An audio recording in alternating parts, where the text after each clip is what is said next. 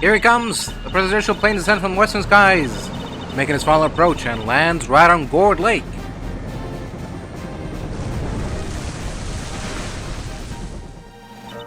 Just listen to that crowd. Welcome, Zheng Fa. Welcome, Mr. President. And now, sir, your audience awaits.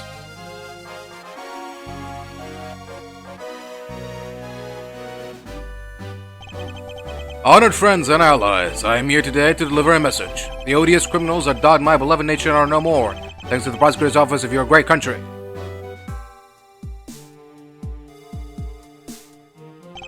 You have our most heartfelt gratitude. However, friends, do not forget, the battle against evil rages on. Here, today I make you the solemn promise. We shall crush the wicked with the righteous hammer of justice.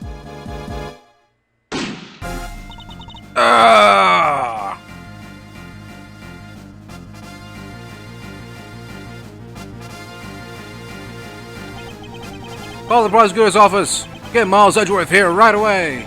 If anyone can solve this, he can.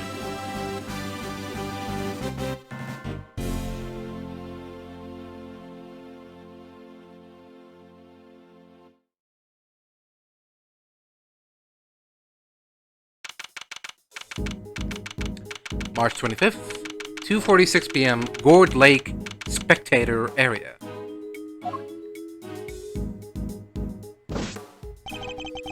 News must be halfway around the world already. After all, it's not every day an attempt is made on the life of a nation's president. My name is Miles Edgeworth, and I work as a prosecutor. I came as soon as I got the call. The moment the phone rang, I knew it was serious. Miss Edgeworth! Thank goodness you're here, sir. This is Di-Jun Wang, a detective with the local precinct. He's the one usually assigned to my cases. How's the president, detective? We still don't know, Miss Edgeworth. The maid just boarded the plane a few minutes ago. I see. I hope he is alright. Then I suppose you'd better show me the scene of the crime instead. Right away, sir. Hey, I said, hey. Yeah, you, Ruffles.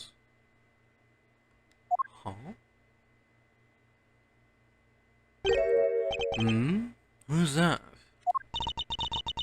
You're the prosecutor in charge of this here case, ain't you? Wanna give me your first impressions? Anything strike y'all as I... Isn't this Kay?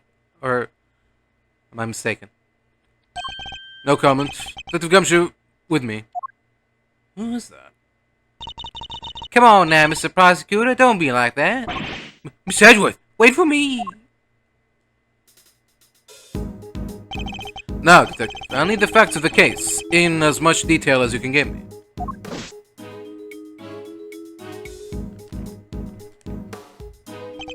Well, the scene was right here at Gourd Lake, as you already know. Bunch of people gathered to welcome the prisoner of Zheng Fa. Di-Jun Wang. Yes, I read about his visit. It's been all over the news for days now. He was waiting until just before he landed. Luckily, it let up and he went on stage his plane.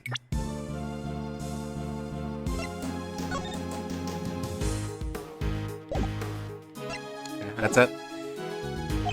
And then, smack dab in the middle of his speech, bang! A gun goes off and everybody runs for cover, terrified for their lives. Apparently. Apparently? Truth is, I only just showed up myself. I don't know a whole lot more than you do, sir. You were summoned on short notice as well. Sure was. Right in the middle of my day off.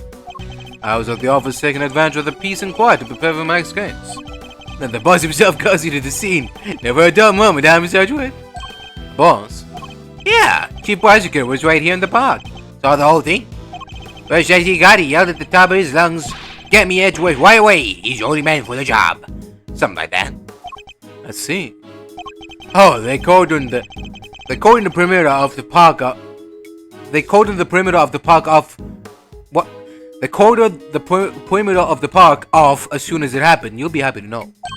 So a would-be assassin is still here somewhere. Good.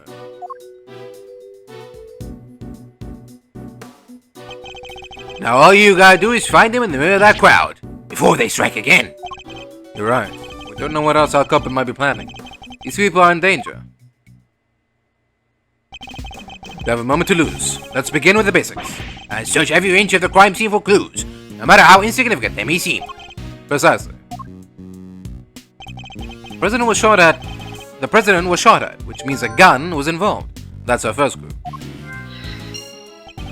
Alright, duly noted.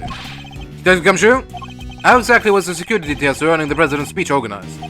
Well, sir, our officers were mainly focused on securing the perimeter of the park. President's people took charge of the rest. He has his own team of bodyguards. See those guys over there? Maybe we should ask them a few questions. I want to talk with them. I'll need to walk over and press A.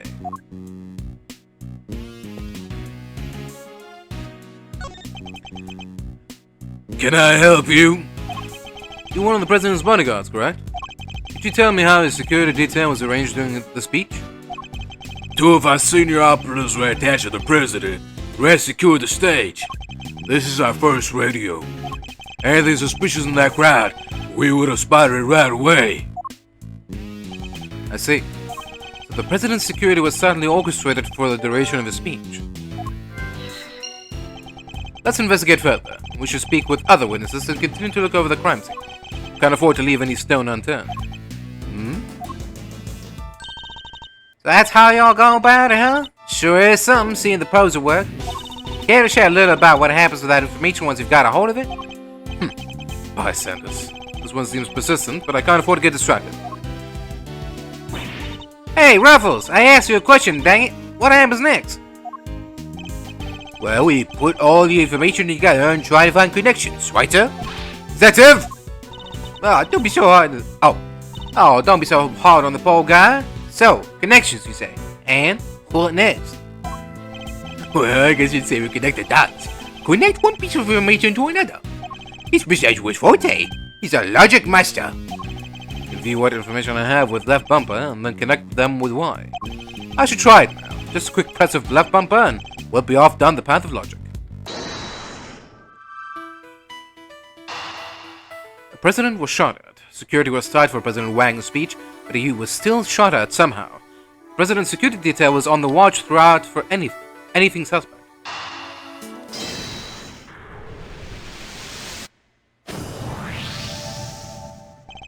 Despite the president's tight security, the perpetrator still managed to carry out the attack, completely undetected by a contingent of highly trained bodyguards, no less. No mean feat. This would have taken some serious planning. In other words, the assassination attempt was almost certainly premeditated. That's the stuff, Mr. Edgeworth. The old logic never fails, huh? Indeed. All we need to do is find the right clues, then make the right connections between them. Make the wrong connections, however, and we'll only wind up further from the truth. Which means I must make well-reasoned connections if I intend to draw logical conclusions. Hold on, let me check something. Okay, we're good.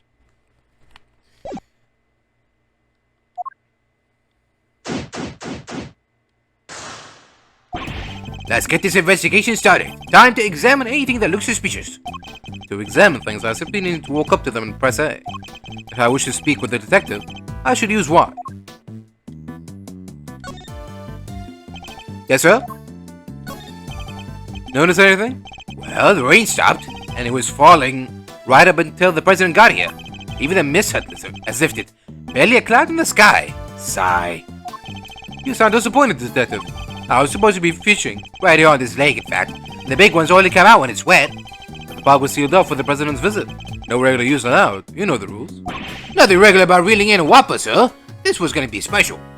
I fear our ideas of special might be rather different. Irreconcilably so. Irreconcilably so. Irreconcilably so, in fact. This is what he thinks about a time like this? David Gumshoe, you remember how to properly conduct an investigation, don't you? Sure I do, sir. First off, you gotta gather information, all the intel you can. Examine every nook and cranny. Talk to every single witness. both of which I can do there. And if you get the chance, ask him about the evidence. Which means diving into your organizer and presenting it to him. I can open my organizer with the right bumper. Present evidence with one. I've been with you a while, Miss Edgeworth. I don't know this stuff by now. Yes, you ought to.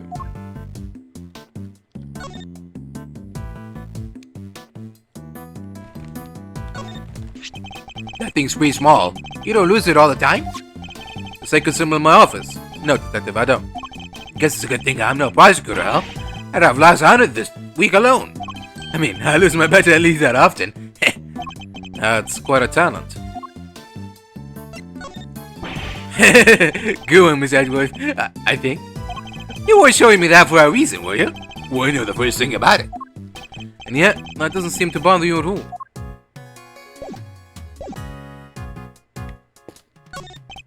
Is the president okay? We're not at liberty to share that information with local law enforcement. What did you say to him? You let us on that plane, pal, you might just regret it. Sorry, I can't let you do that. Sorry, no one respects your badge anymore. Suppose this is something of an international incident. All the more reason to find the killer as soon as we possibly can. No. I was as surprised as you, sir, but there's no mistaking it. It's the Steel Samurai. Steel Samurai, warrior of Neo Tokyo, the popular TV show. Old, young, doesn't matter. It truly has something for everyone. Beats me why they had a Steel Samurai balloon at a welcome party for its foreign president. It is a little odd, although, now that I think about it, what better hero to represent our nation? I must scour the scene and inspect anything that catches my attention. Yes. The international symbol of Japan America, the Steel Samurai. These flowers are in full bloom. They look exotic, but I don't know the species. My favorite flowers are maybe roses? Yeah, roses and lilies. Roses make me think of weddings. Ah, the romance. And lilies, well, that's funerals, I guess. Sad, but part of life, you know? It's no coincidence that both types of occasions tend to feature a free buffet, I imagine. Come on, sir, that's not fair. It isn't wrong, either. It's the flag of Zheng Fa. The key motif is a blazing red phoenix. Wait, what's this? Something the matter, sir? You don't see it, Detective? There's something unusual about this flag. Compare with the one on the other side of the stage, if you will. Oh, that's a beauty right there. Just look at it flapping in the wind. It's immaculate. Exactly. That's how a flag should look. And yet, here we see quite a different picture. One thing in particular stands out, don't you think? Right. Of course, is it... I give up. Come on, spill the beans.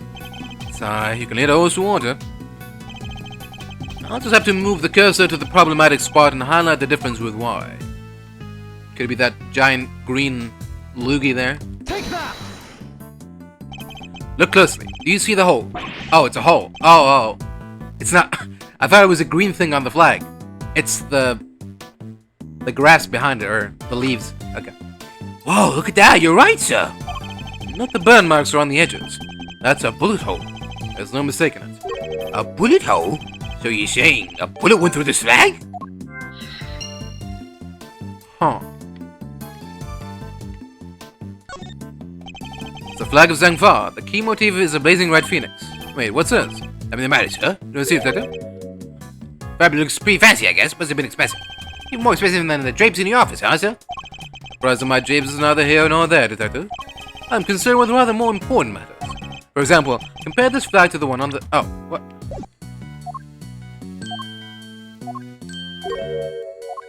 Yeah, okay. What was that new information? Okay. Breaks your heart, don't it? It does. What villainy could have befallen him? Witnesses said he popped right about when the gun went off, which would strongly suggest that a bullet struck the balloon. So we got a case of cold-blooded samurai murder on our hands. This is sacrilege. We won't rest until the culprit has been apprehended. Detective, we cannot let this vile assassin escape.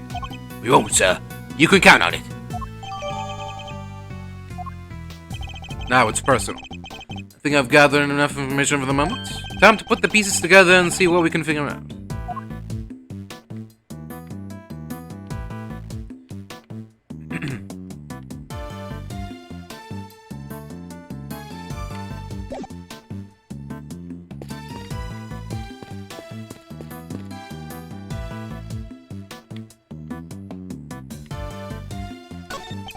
So the president had a nasty surprise while he was giving a speech. Same thing happened to me when I was a kid, right in the middle of a public speaking contest. There I was, yammering away when all of a sudden, earthquake. I almost jumped out of my skin. That sounds terrifying. Even the word earthquake just makes me queasy. What? You were listening, Mr. Edgeworth? I thought you were ignoring my little aside like always. What is the officer here taking pictures of, Detective? The wicked will be crushed beneath the righteous hammer of justice. It's like he's reading off these papers here, Miss Edgeworth. Probe speech tips number 3. Speak loudly and confidently to win your audience around. Hey, this is good stuff. Better get a shot of this one too. Instead of focusing on that speech, how about you focus on your work instead, officer? Have you found anything of note, officer? No, sir, not a thing. No fingerprints, no footprints, nothing. That is to say, none that stand out, sir. Not after everybody touched and walked all over everything. Detective Gumshoe, did he sound pleased about having no evidence to catalog? I'll speak to his commanding officer about it, sir. Salary review's coming up soon and all. There's a bright red balloon bobbing on the surface of the lake. Reminds me of sending balloon letters back when I was a kid. You write a letter, see, then you tie it to a balloon and send it floating off to see if somebody writes back. That's quite an ingenious idea. And did anybody write back? No. You kinda need a balloon that actually floats first. That's where your plan fell apart?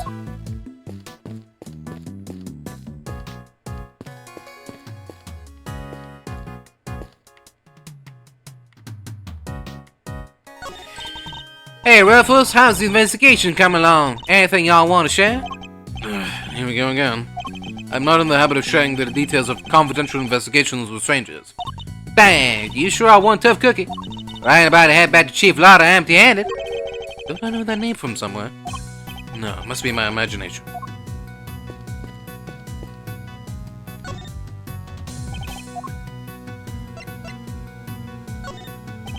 First step in any investigation is information gathering. Everything else stems from that.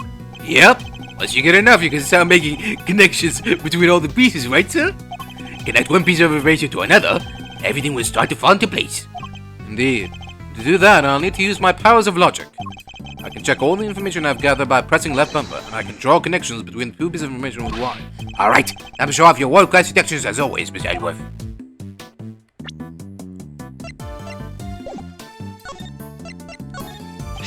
I can't keep up with the Sea Samurai. All the spin-offs, the different versions.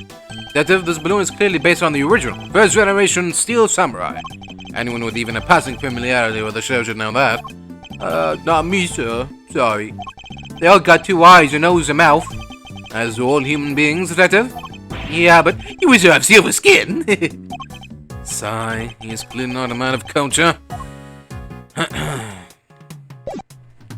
Alright.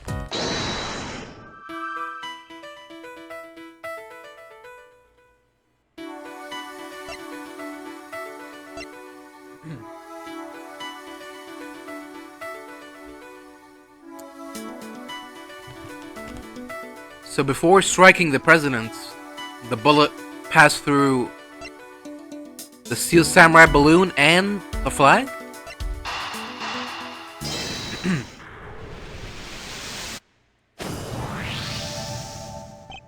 There's a bullet hole in the flag, and it seems highly likely the balloon was popped by a bullet too. Which means 2 shots were fired, right, sir? Possibly even 3. The president was shot at what?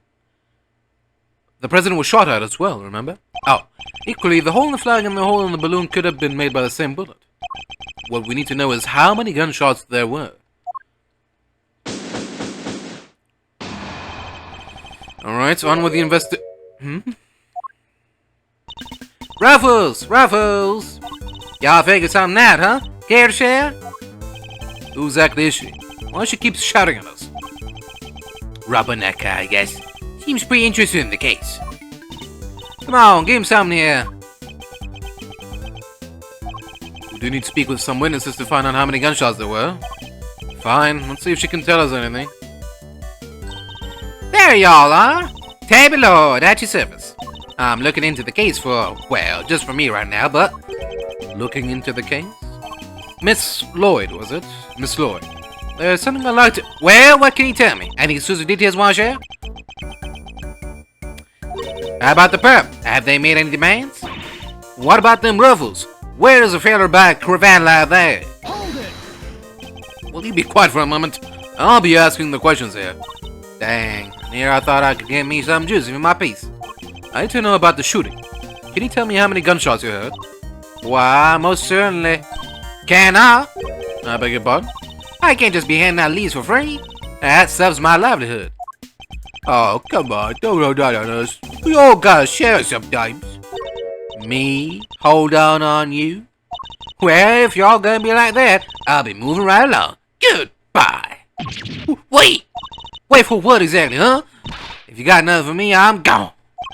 Sorry, we're fresh out of moves here. Out of moves? I wouldn't be so sure. What do you mean, Miss Edgeworth? As you know, Detective, I like to play a little chess. And what does one do in chess when an opponent adopts a defensive position? Why, the board offers any number of options, but some are more effective than others. Sorry, sir, but this is all going way over my head. No matter how impenetrable an opponent's defense may seem, it can always be overcome. Watch and learn, Detective, as I shatter my opponent's resolve with the power of words. When attempting to draw out an entrenched opponent, one must employ certain tactics. Let us picture the board, and see if we can anticipate our adversary's next move.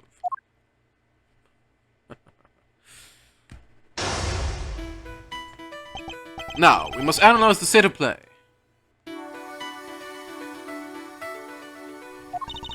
Y'all ain't getting nothing out of me, not until you give me something in return.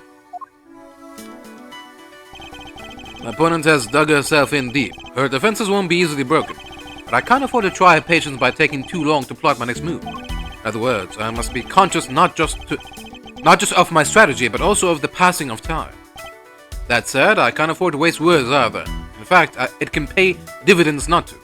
If my opponent gets too agitated, "You fix and ask me something, will you?" Dang well, ask it already. Maybe I would gain a tactical advantage by calmly biding my time. Then, when I see a crack in my opponent's armor, I pounce. I should begin by finding out what it is that she does. Alright, time to make my opening gambit.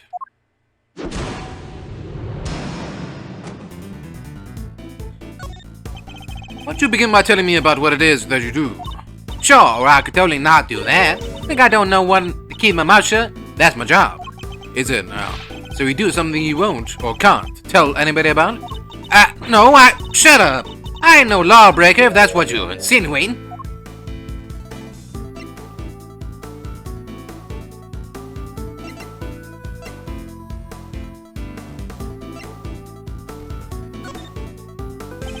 Don't you see, there's nowhere left to hide.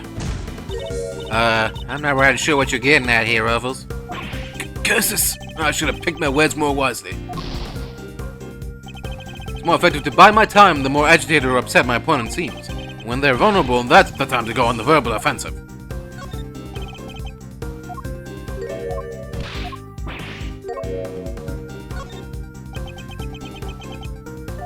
I'm a law-abiding, everybody's citizen, and you got no reason to say otherwise. Forgive me, I meant nothing by it. If it's something you can't tell me about, I imagine it must be very important work indeed. Huh? Well, sure, I guess. Leastways, it will be once I bag me my first big scoop. Huh. I see. It is a scoop you're after. So, you're a journalist, is that correct? Dang! Sure. I'm your friendly neighborhood reporter. The hungriest cub on the beat. That's a mystery of what she does for a living, so perhaps our hungry young cub has gathered information vital to the case. Let's make that our next line of inquiry. With the opening moves concluded, the mind game approaches. What else does she have to tell us? At the time of the incident, were you present at the scene of the crime? Come on now, Ruffles, you ain't gonna give little old Tabby something first? Absolutely not.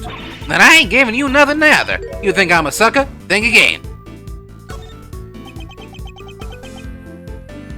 Come on, this is my career we're talking about here. You gotta give me something. Sadly, the more you know, the more you might find yourself in danger. I ain't scared. I'm a pro. Takes more than sound a little gunfire to faze me. Huh. You may be a pro, as you put it, but I'd say you're still a little wet behind the ears. You say you heard gunfire, which proves you were here at the time of the crime. Therefore, you must have seen something. Double dang. Fine, I was here. I saw it. Came to report on the big speech. Wound up reporting on a shooting. And you won't get no more out of me than that. I'm done with your tricks, Ruffles. She came to report on the event. She must have made a record of some kind. A record I would very much like to get my hands on. This is quite the clue as to where to take the conversation next. You're a reporter, which means you must have been making a record of some kind. You got more questions? You gotta give me something first. That's a deal. I'm not in the habit of making deals. Now tell me what I need to know. Sorry, Ruffles. Can't help you. Time to deploy my clue. No self-respecting reporter would leave the house without a means of putting things on the record. So tell me, Mr. Lloyd, where is yours? Of course I made a record. I told you I'm a pro. Damn near wore more shoes out running around this one. Which is why I'm not about to just hand it over to the first person who asks me. I'm not just anyone, young lady. I'm the prosecutor in charge of this case. Don't you young lady me, you ain't getting it. No matter how many times you ask. You understand, don't you, Ruffles? It ain't nothing personal. I understand that your job is a difficult one. You do? Well, ain't that sweet. And in such a competitive field, you must sometimes doubt that you ever succeed. No, I'll go plenty far, I'm sure of it. Yeah. Just as long as I got my trusty tape recorder, I'll always be ready to nab me a scoop.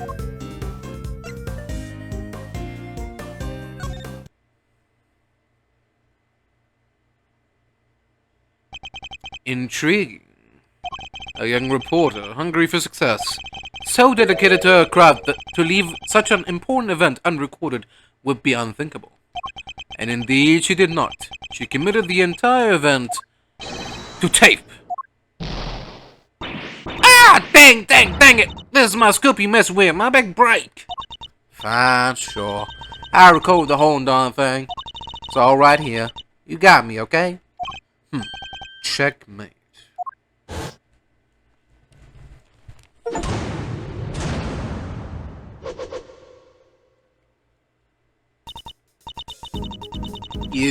You're something else, Ruffles. I was trying to be all strong and silent, but you had me singing like a canary. Never mind that. Now place the tape. You should finally tell us how many shots were fired. Fine, you can hear it, but I got conditions. You play me like a fiddle, Ruffles. Only the chief ever played me so good. So you gotta agree to be chief number 2 and be mentor to a rising star, aka me. Chief number 2, huh? I'm like a second parent. That's a big responsibility, sir. And one more thing. I want exclusive reporting rights for the first 24 hours. Come on, you gotta say yes. What kind of mentor wouldn't give a star people the exclusive, huh? She's a difficult woman to refuse. I need to hear that recording. 24 hours is more than I can promise. The story is yours until the case is solved. And the job of chief number 2? I think not. Gah, you're no fun. But I guess a girl can't have everything. All for the sake of the scoop, huh? Alright, got yourself a deal. I got exclusive access starting right this second, Ruffles. Good. And our first order of business is to listen to that tape.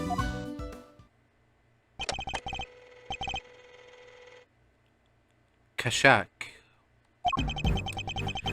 Honored friends and allies, I am here today to deliver a message.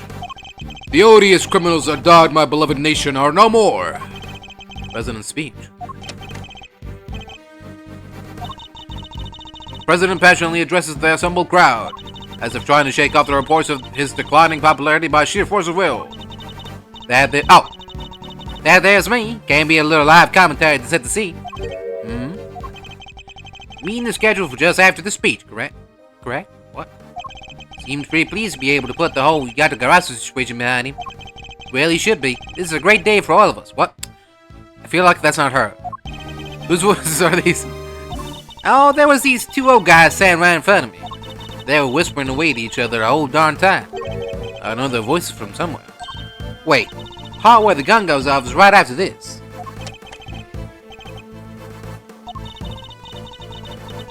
The president thrusts his fist in the air as the excitement reaches fever pitch. Battle against evil rages on. Here, today, I make you the solemn promise. We shall crush the wicked with the righteous hammer of justice. What the... Ah!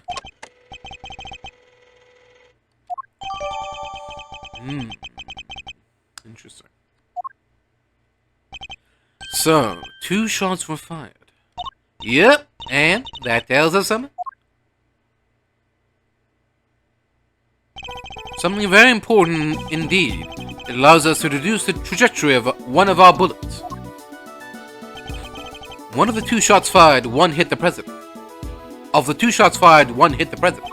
Which means the other must have passed through both the flag and the balloon. In that order. Which, as you can see, allows us to reduce the position of our shooter.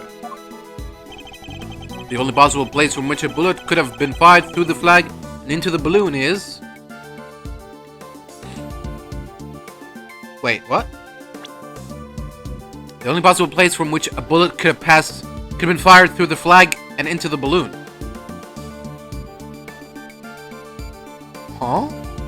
Through the flag and into the balloon?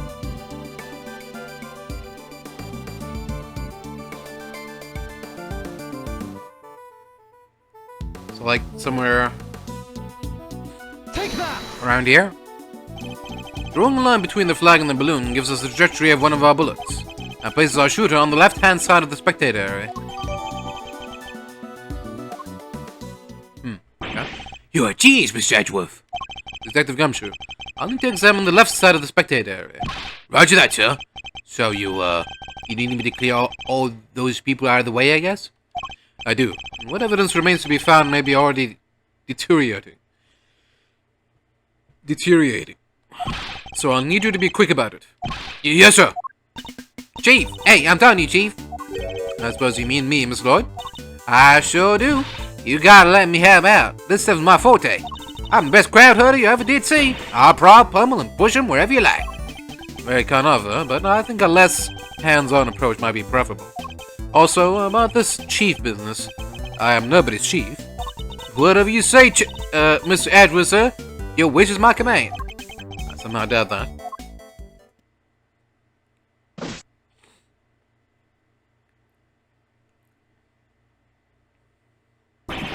Here you go, sir. It's all ready for you.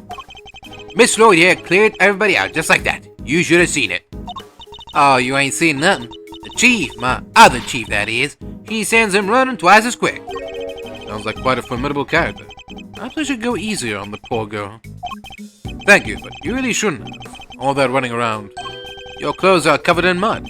Allow me to pay for the cleaning. That's the least I can do. Huh? You mean my jacket? Oh, don't you be worrying about your pretty little head about that. It's reversible. All you gotta do is switch it around and alakazam, no more dirt. On the outside, perhaps. You still have something of a problem with the inside. Ready to get back to the investigation whenever you are, sir. We're out to assemble the entire area. We'll be lucky to find any trace of our shooter at all.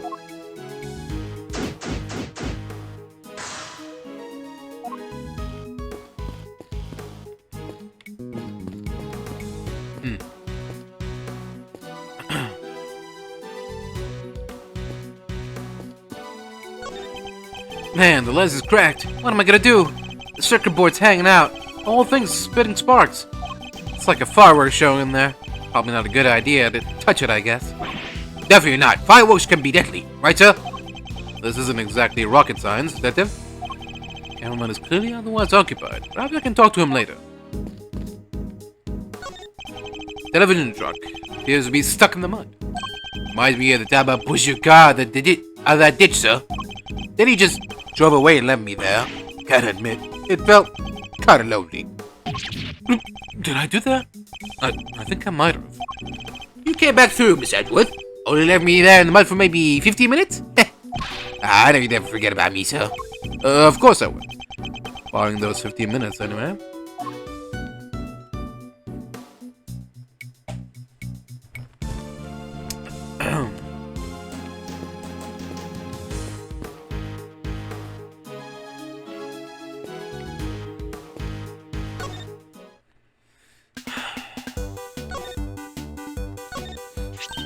Hey, I've heard about these. How come it ain't stuck to your jacket or whatever?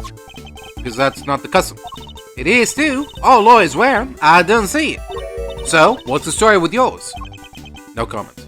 Ha! Guess these legal eagles gotta make themselves feel superior to us regular folks somehow. I would like it to be on the record that I made no such comment. Hey, you never did pay me for this here vital evidence. Alright, let's get some basics down first. Favorite food? Favorite drink? Oh, it's gotta be tea. Mr. Edgeworth's left tea. Even has his own special blend at the office. Well now. So, our prosecutor likes to put on airs and graces. Airs and graces. Why is the detective answering on my behalf? Who better, sir? There's nothing I don't know about you, after all. Oh ho, is that so? Tell me more. Don't you dare, detective. Prosecutor delves into his pocket. After considerable fumbling, he reveals... sorry, you're gonna have to help me out here, Ruffles. Never mind. Guess she knows nothing about that. Oh. Could have asked her questions. You say you attended today's ceremony in order to gather material for an article of some kind? You bet I did. It ain't the kind of thing that happens every day. When did the ceremony begin? Right after the rain stopped. We got lucky. It was raining all morning before that. Anyhow, the president's plane touched down right around 1:45. And the speech started at 2 on the nose. What about the shooting? Must have been maybe 20 after? So 20 minutes after the ceremony began. Yeah! Shots rang out, tearing through the air that only moments before had been alive with cheers. Then, tragedy. The president dropped to the floor, felled by an unknown assailant bullet. It's 2:25 p.m. on March 25th. I'll be reporting to you live from the scene here at Gourd Lake. What was that all about? Sorry, just making some voice notes. Gotta get those ideas down on the second they come into the old noggin, you know? Ain't every day you get to report on the assassination of the president, after all. It's dramatic, it's emotional. It's got everything I need to write an article that puts the readers right there on the scene. And did the president really drop to the floor? Officer on the seat said his bodyguards escorted him straight onto the presidential plane. Hey, y'all can't blame me for getting a little carried away now, can you? Better take in testimony she gives with a good-sized pinch of salt. Heh, stop it. Call me a reporter and all. It's kind of weird when somebody else says it. Still, Tabby Lloyd, reporter at large. Does have kind of a ring to it, don't you think? But you are a reporter, correct? Sure am. A reporter in training. Have you even had any articles published? Takes me to look up my work, huh? Well, that might be tricky. And yet, you call yourself a reporter nonetheless? Well, I soon will be, won't I? This right here is a big old scoop. No mistake about it. And I got the whole thing on tape. Didn't miss a second. It's all thanks to my trusty Mac, and he might even trust your tape machine. I'm about to set the journalistic world on fire, just like my mentor before me. You know the chief, Ruffles? My mentor? My inspiration? No, but yeah, I mentioned her. Repeatedly. Did I? Can't really say I remember. Kind of reporter forgets a thing like that. Well, it's just like the chief always says. Gotta treat information as irresponsibly as you can. What kind of mentor says that? Oh, you should have heard her the day she gave me this air tape machine. You be sure and bag yourself the juiciest, sleaziest scoops you can now, yeah? Wonderful. So you're the kind of reporter who sees fire under even the faintest trace of smoke. Nah, I'm the kind of reporter who puffs on the fire till the smoke about chokes you. How's that any better? Right? Wow, this is quite the situation, wouldn't you say, Mr. Edgeworth? Who is he again? It's Payne, Mr. Edgeworth. Once in Payne, we worked together at the prosecutor's office. He's a prosecutor? What brings you here today, Mr. Payne? What indeed? Why, only the invitation of the chief prosecutor himself. His voice. I recognize it from the tape recording. Was he one of the men who was standing in front of Miss Lloyd? Where's the chief prosecutor? He had to leave, I'm afraid. He's a busy man. They let him, and only him, out through the corridor. So he had me summoned on short notice and then left before I even showed up? Rude. Okay. This wooden sign looks almost brand new. I imagine it was placed here recently. What's it say? 50 yards to the Gordy Museum. 70 yards to the... never mind. What's the matter, detective? Just read it, will you? 70 yards to the boathouse. It's like a million years since that whole sorry affair unfolded. Fond memories, detective. Yeah, fond memories, sir. Good times.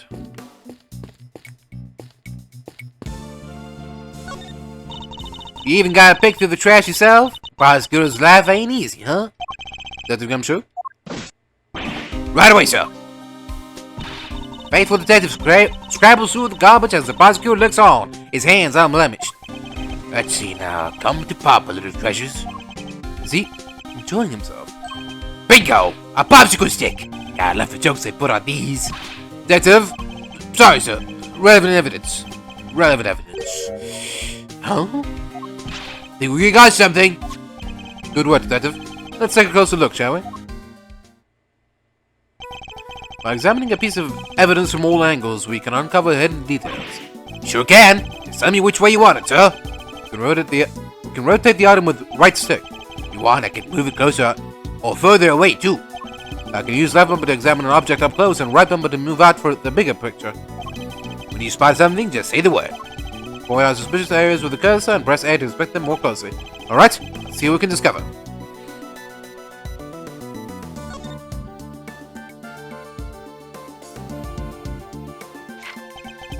This is a document of some kind.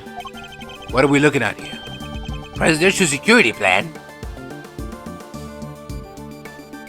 Lead Rook, second knight.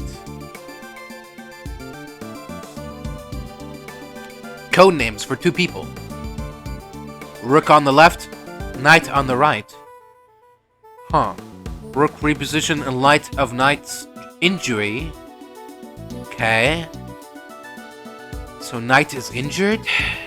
Less cover for lakeside now, eyes on this area. Knight to immediately escort president to plane in case of emergency. Huh. Say Frosty, we know who might be in the audience.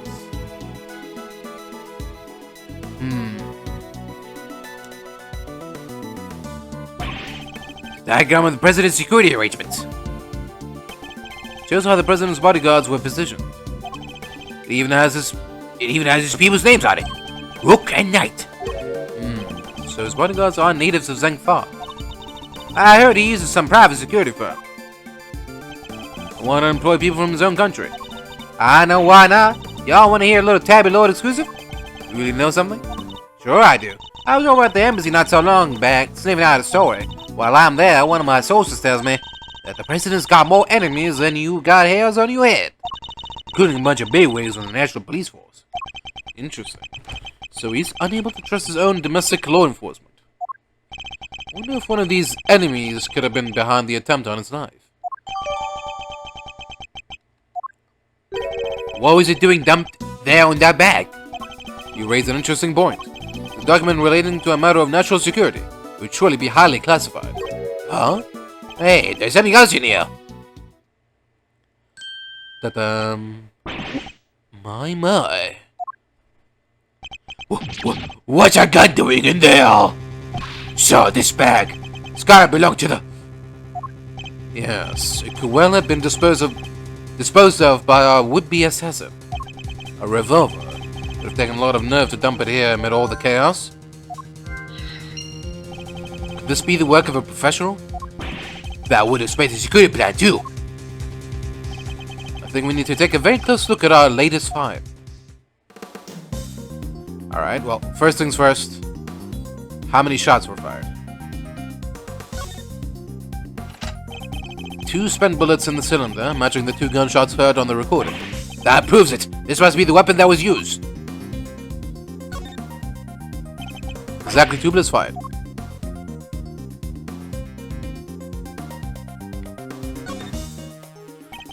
The spot is called the grip. I've held a few guns in my time, though they've never felt quite right in my hand. This one is no exception.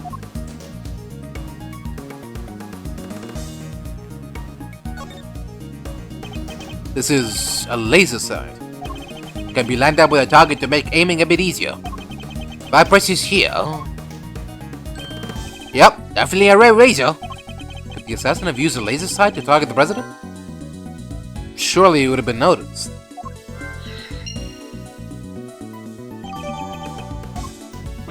That bag was real fine, huh? It's goes to show bag in the hand is worth two in the trash. Nice work, detective. Now, there's something else I'd like to ask of you, if you don't mind. I need you to take the bag and the gun to forensics and see if they can find any prints. On it, sir. A good set of fingerprints could really help this investigation along. Got the results for you, sir. That was quick. You bet it was. Told the detective it was ultra super high priority.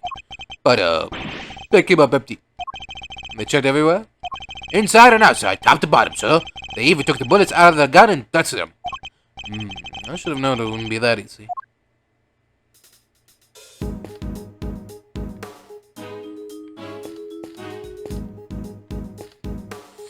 Okay. You with one of the news channels? Yep. Can I help you? You must have footage of the event. Do you mind if I take a look? Wish I could help you, but that might be a little tricky. Why is that, huh, pal? You got a problem with doing your civic duty or something? No, it's just that my camera was knocked over in all the panic. Now I can't get it to work. Footage would have helped immensely. God, just our luck. Ha ha ha. Ha ha ha ha. What the? You look like you need little help, Mr. Edgeworth. What? Emma Sky? I know that voice. Oh, okay.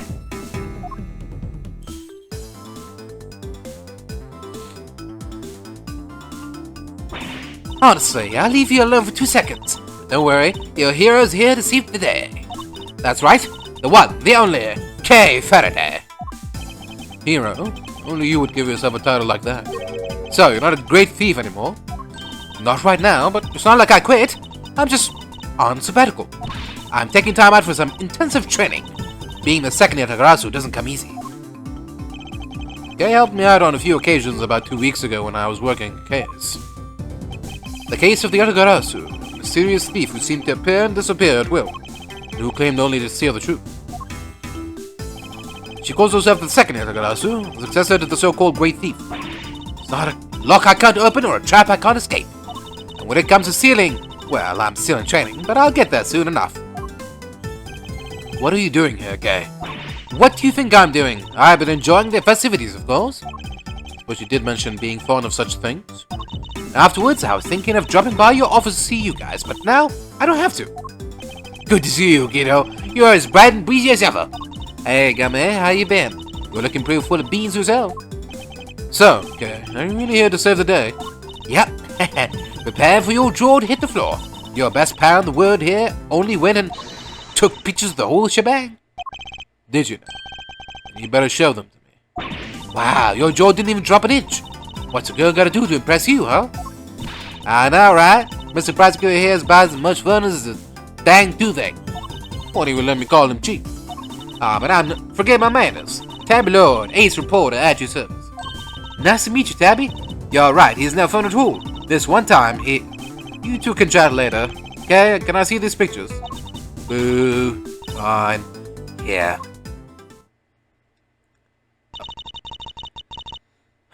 I took this one right when the gun went off. It's total chaos. People running away everywhere. President and his 2 bodyguards. Names on the security plan were Knight and Rook, I think. What's that? Thank you indeed, okay? I think you've provided us with a vital clue. Hi-wee! Your eyes just lit up like a pair of damn Christmas trees. Well, Mr. Edgeworth, can't you tell the readers what you spotted? A contradiction. Huh? A what now? I don't see nothing strange. Allow me to show you. This picture shows the moment of the incident. Another piece of evidence shows something different. I need to highlight the point of contradiction, and then employ my powers of deduction. First, to find the contradiction in the photograph. Yes, this is it. I'll simply press Y to make my deduction. Now to present the evidence that proves the contradiction. There's clearly a contradiction here. If you say so, sir. I can't see anything myself. You don't see it? Something so obvious? That's a contradiction in itself. Miss Edgeworth, you know if you made a mistake you could just tell me, don't you? A mistake? I've done no such thing. And I'll prove it to you. I'm going to look at what's contradictory between this photograph and the evidence. Now to present the evidence that proves the contradiction. Huh? Oh, come on. That should have worked. Look closely at the picture of the president in this newspaper clipping, if you would, Mr. Lloyd. Now look at Kay's photograph. Compare the two carefully. Huh? What am I looking for here? Well, I'll be. Indeed. There's something on the president's forehead. Something that wasn't there in the other picture. What is that? Some kind of birthmark? Yeah, guys have got a big red birthmark right in the middle of his forehead. Come on, guys. Can't be that slow. I only doubted the birthmark just sprang up there since the other picture was sick. Did he get bitten by a bug then, maybe? Yeah, that's it. That right there was a big old bird butt. And here I thought it was something important. Look on your face. You should know that the road to the truth is paved with just such seemingly trivial details. Ooh, again with the face. Alright. Duly noted, Chief. What? Okay.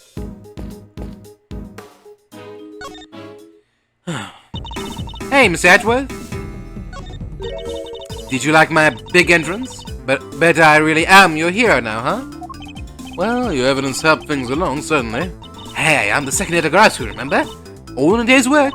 Kinda wish I could have showed you how far I've really come with the whole great thief thing, though. Trading you mentioned? How about that?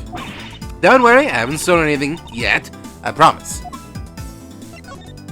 So the whole great thief thing is just on hold. For now, anyway. That's a relief, I suppose?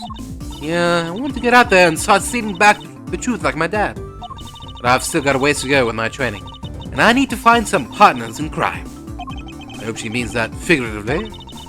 Can't be the only girl in the world looking to pull off the most dangerous, daring heists ever attempted. True. How many people are looking to pull off a career in larceny, are there, Wedger? Yep, no doubt about it. If you compare the pic I took to the newspaper clipping, red birthmark stands out like a sore thumb. That's a contradiction, all right. Indeed. Well, I very much doubt it's due to a birthmark suddenly appearing. Oh, that reminds me, I might have to steal that line of yours. The road to the truth is paved with seemingly trivial thefts. Funny, I don't remember that being the exact sequence of words I used. Why just rob a house when you can rearrange the furniture too? You may call it rearranging, but I call it irretrievably corrupting. That's a cool badge, very severe. As it should be. After all, it symbolizes both the sanctity and the strictness of the rule. Yeah, well, my badge symbolizes, love, justice, peace, courage, duty, and compassion. What about your beloved truth? That red dot. Wait, I know what it is. Some prankster must have stuck up while he was sleeping and... So you're saying that this picture is irrelevant? That it's worthless as a piece of evidence? Hey, it's anything but worthless. After all, I took it. And thinking things is what I do best. Okay.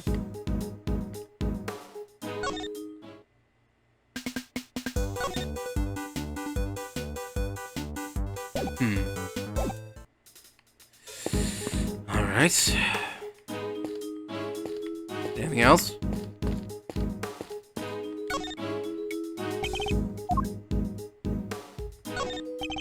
All these flashing lights and clinking cameras. Why do they need pictures of the crowd anyhow? Stupid nosy newshounds. Nosy newshounds. Well, it is a rather newsworthy event, Detective. Don't let them get to you. But they're taking a picture, sir. And mine. I never shot away my image rights, and neither did you. Wait there, I'll be right back. He went off before I could stop him. Now he's looking for whoever photographed him, and annoying everybody else in the process. Will he ever stop finding new ways to surprise me? You know you can check the information you've gathered by pressing left bumper, right? Now let's say you've forgotten my first name. You can always look that up in your organizer. What exactly are you insinuating, Detective? I know your first name perfectly well. If you say so, sir, just remember that all the evidence you gather is in your organizer, okay? including stuff like people's names and backgrounds. Even mine. I suppose I should take a look later with the right bumper. Evidence is no good just sitting in your pocket, sir. You gotta use it. By presenting it to people and seeing what they have to say, yes. I'm well aware of that, Detective. Sure, but you gotta look it over, too. Devil's in the details, as they say. Prod it, poke it, look it up, look it down. Heck, even lick it if it helps. Do whatever it takes. Smash it to pieces and put it all under a microscope if you have to. And my respect, Detective, but I'll stop short of the destruction of evidence if it's all the same to you. Heh, just my little joke, sir. Guess I got a little carried away. Exactly my worry. If I ever met a man who would pulverize a piece of evidence, it's you.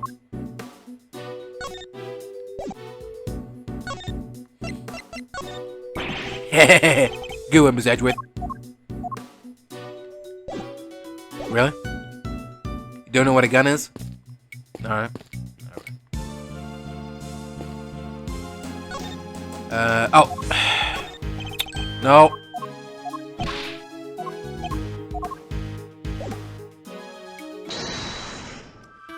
Here we go. I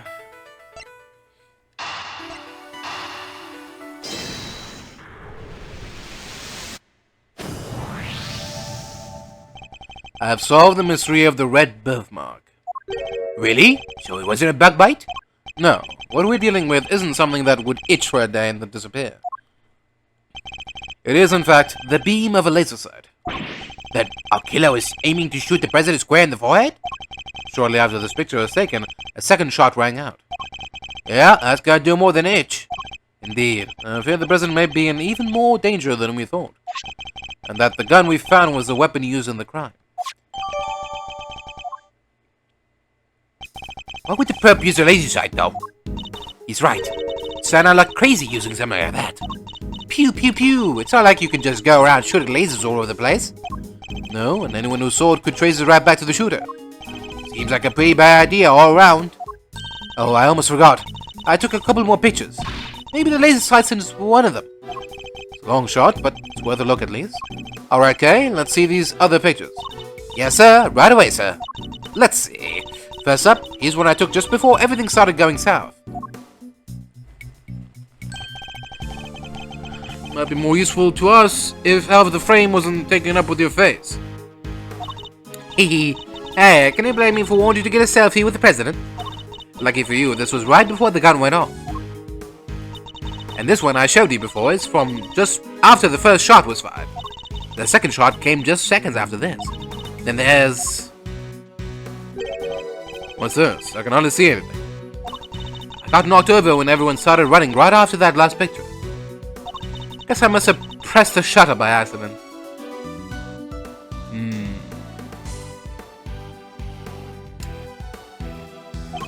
Not sure this one's gonna be much use, kid. And that's all of them. Interesting. Let me take a closer look. Let's examine the picture from... Is there any hint of the laser sight here in this picture? Yep.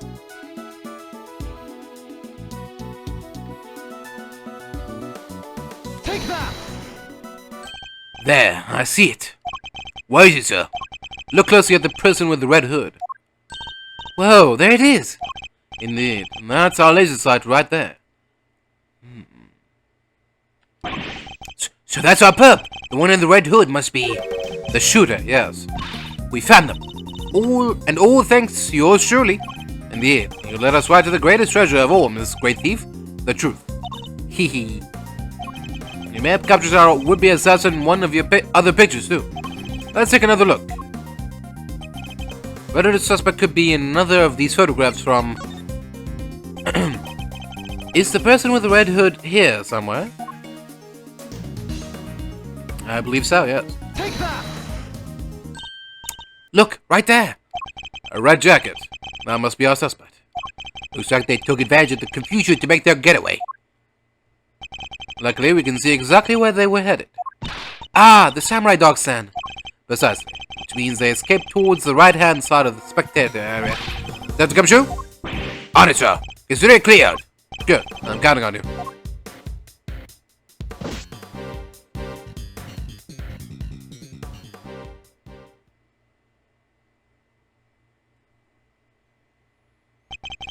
We have you now, my little Red Riding Hood.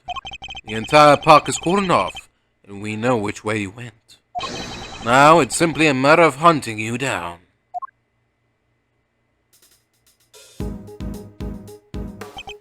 Now, let us continue our investigation. There's evidence here somewhere. All we have to do is find it. Alright, just take a quick water break and I'll be right back. Alright, and I'm back. Let's continue.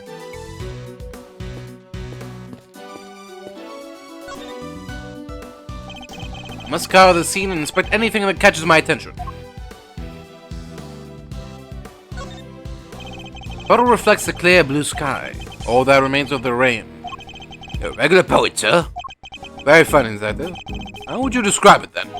Let's see, a pool of water left behind after a real heavy downpour. Just like I get left behind after a real heavy dose of Mr. Edgeworth's logic. I would say don't give up on your day job, but seems you don't even have that down, Detective. That bottle cap? It says, red button. Hey, do you think? Could it have been dropped by our red-hooded suspect? Yes, it certainly seems likely.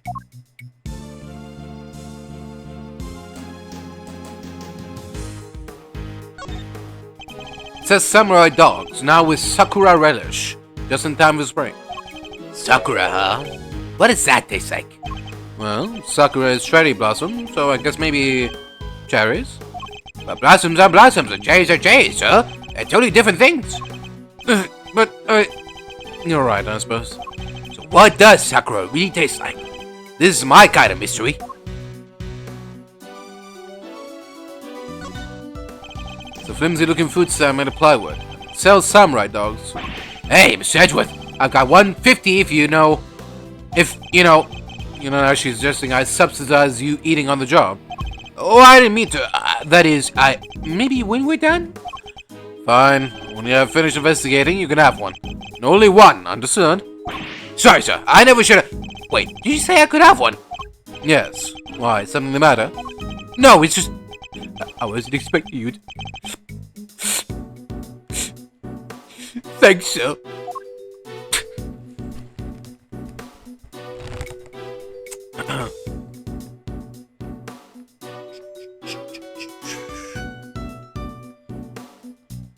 Is that it?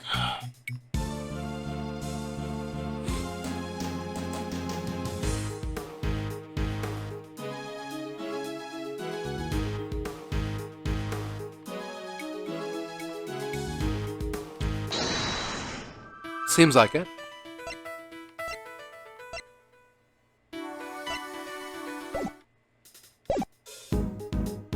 Alright. Oh, what?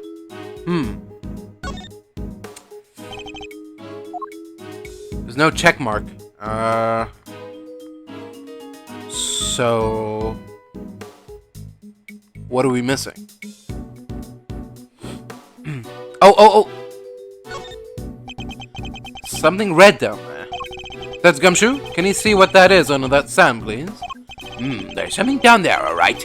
Let's see. A red raincoat. This must be the one the suspect was wearing. They must have taken it off and hidden it under there before they made their escape.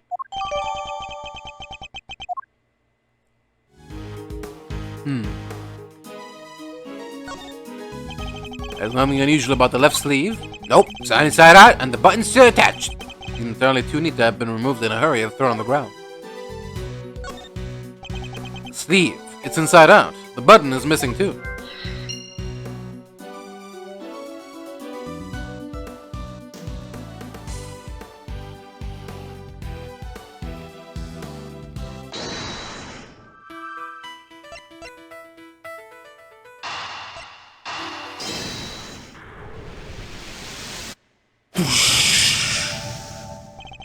The button we found seems to have come from this raincoat.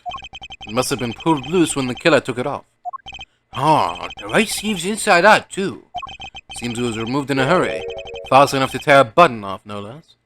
I surmise our assassin disposed of their gun and bag in the trash immediately after shooting at the president. They then slipped into the panicked crowd and moved from the left to the right side of the spectator area. This was because they knew the trajectory of the bullet would point to a shooter on the left side. Finally, they removed the raincoat and hid it under the samurai dog stand. Killer would have needed to get rid of the coat as soon as possible, hence its hurried removal. The fact that the right sleeve is inside out is a testament to how quickly it was taken off. Yep, that and the missing button. Question, of course, is why didn't the same thing happen to the left sleeve? Oh yeah, only the right sleeve is inside out. Indeed, the button on the left sleeve is still securely attached. So, what does this mean, Mr. Edgeworth? But to answer that question, Detective, we'll need to inspect the raincoat in more detail.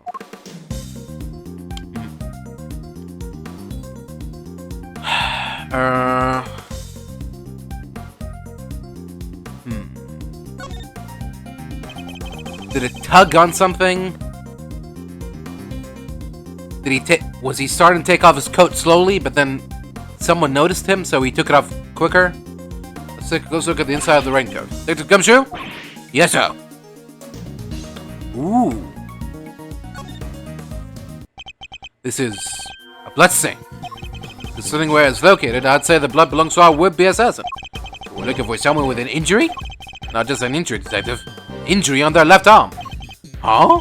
How do we know that? It's simple. The right sleeve is inside out, suggesting that the suspect removed the raincoat in a hurry. Conversely, the left sleeve is just as we would expect it to be. Therefore, the suspect's left arm was never in the sleeve in the first place. And once we understand that, everything else falls into place. Now, Detective, there's a blood stain on the left side lining of the raincoat because the suspect's arm was too injured to fit through the sleeve. Precisely. Or at least, we can say that there is a good probability that that was the case. Huh. So his arm was injured before the shooting? I was gonna say that the first shot maybe came from another place. Someone was shooting at the shooter, and then the shooter tried to shoot the president quickly. I don't know. The pieces are starting to fall into place.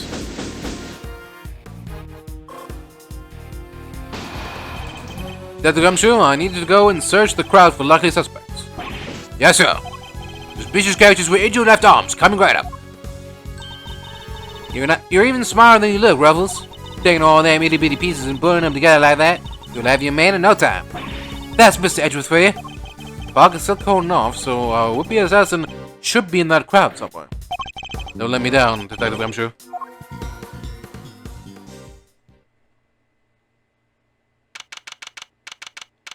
March 25th, 3:27 p.m. Gourd Lake, spectator area. Miss Edgeworth, we've had someone who fits the bill perfectly, sir. Why you not the assassin, Gummy? Hold on, Kay. It's a little soon to be jumping to conclusions. For the moment, they're a person of interest and nothing more. Understood? Okay, no jumping. He's our shooter, sir, I'm sure of it. He's the guy who tried to take out the president. In broad daylight, surrounded by a crowd of witnesses. This is no ordinary assassin. Bring him over here, Detective. Carefully. Yes, sir. Come on, boys. You're in, Miss Edgeworth.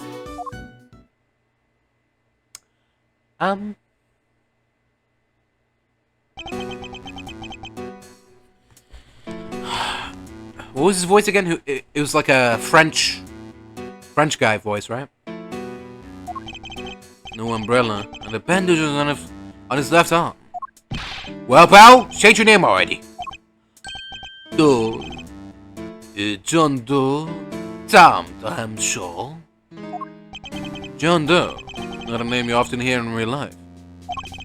That is correct. I know this man from somewhere. I'm sure of it. And you are Prosecutor Edgeworth? You know my name? Of course. I have been following the day's developments with some interest. Now, perhaps you'd care to explain why you've asked to speak with me? As you've been following an investigation, you're no doubt already aware of who we're looking for. So let me ask you, do you recognize this raincoat by any chance? Forgive me, but I am afraid I do not. I see. Well, I believe its owner to be the would-be assassin we are seeking. My, Well, isn't that just shocking? The same would-be assassin happens to have an injured left arm, just like you. All I can tell you is that I had nothing to do with this unfortunate affair. Two adversaries stare each other down, their eyes like deadly lasers. Care to tell the readers what happens next? Showdown, that's what. A battle of wits, a battle of words. Dare I let him explain any further what he thinks this upcoming battle will entail?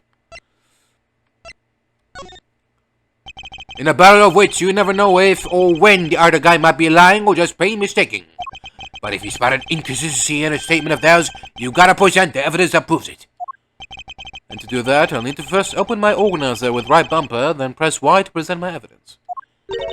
What if there are no inconsistencies to find? Then you change tack, press for more information, and see what you can shake loose. Indeed, I can press my opponent with left bumper. Why don't you show us how it's done, Mr. Edgeworth? Step it up to bat, our nation's top prosecutor. Once I'm able to quietly gather my thoughts, yes. Alright, we're just getting right to it, okay? Any new information we need to examine? Let's take a close look at the inside of the ring. Dr. Gumshoe? Yes, sir.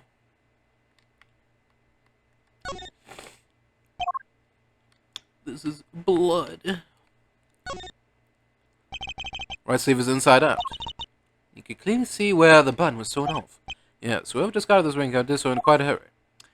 Okay. How much was it? It's a bright red raincoat, sir. Red as red can be. The sight of it is getting me kind of fired up, I gotta say. Quite the raging bull, aren't you, detective? That's me, sir. I'm always ready to charge into action. Yeah, so to my defense.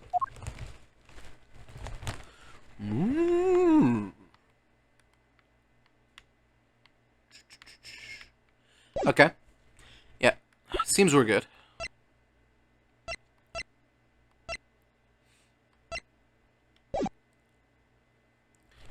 Alright, a quick chug.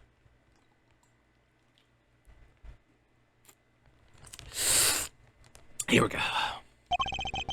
I can understand why whoever wore the raincoat would be of interest to you, but you have no proof that this person is injured as you claim. My left arm may be injured, but I can still use my right. When it started raining, I simply opened my umbrella. No raincoat required. So you contend that you were not wearing a raincoat, is that correct? It is, and is that so strange? Not everyone wears one, after all. I happen to prefer an umbrella. Team raincoat over here. They're perfect for when a girl really needs to move. Heck, I don't use neither. Come rain, sleet, snow, or shine, it's my trusty Parker every time. That was exactly the line of inquiry I was hoping to pursue. So you see, I am not your would-be killer. And I am not in the habit of making baseless accusations, Mr. Doe. Please, I'm just a simple ice cream Oh my. Forgive me. My wound seems to have begun bleeding again in all the excitement. The owner of the raincoat is definitely our assassin. Said owner also has an injured left arm. ... I'm on to you, Mr. Doe. It's only a matter of time.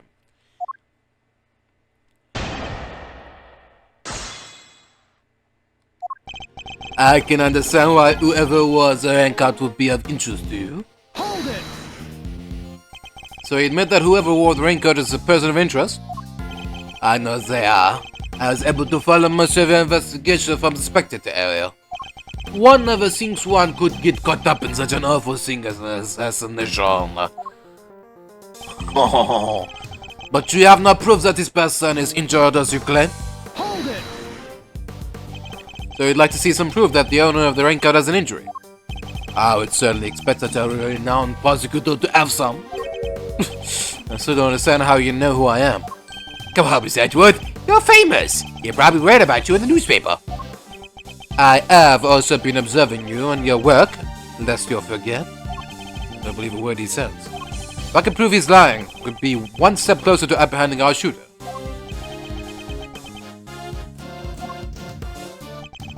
My left arm may be injured, but I can still use my right. Hold it!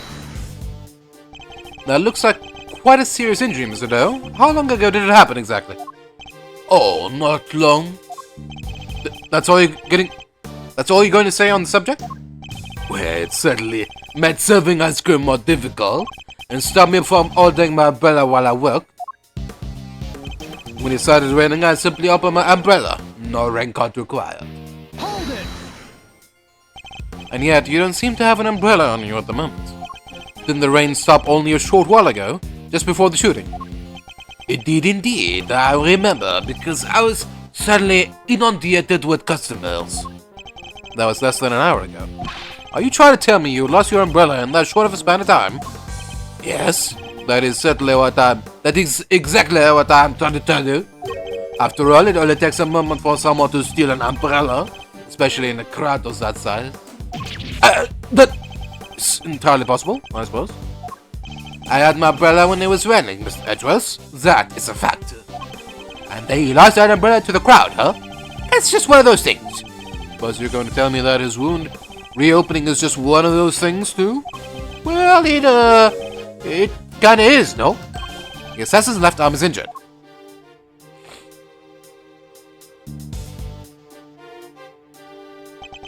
And as is Mr. Doe's. Why, it's even bleeding as we speak. You're right, that is wishes. Nonetheless, we need to find something concrete that will link Mr. Doe to the crime. I should press right bumper to open my organizer and look over all the evidence again.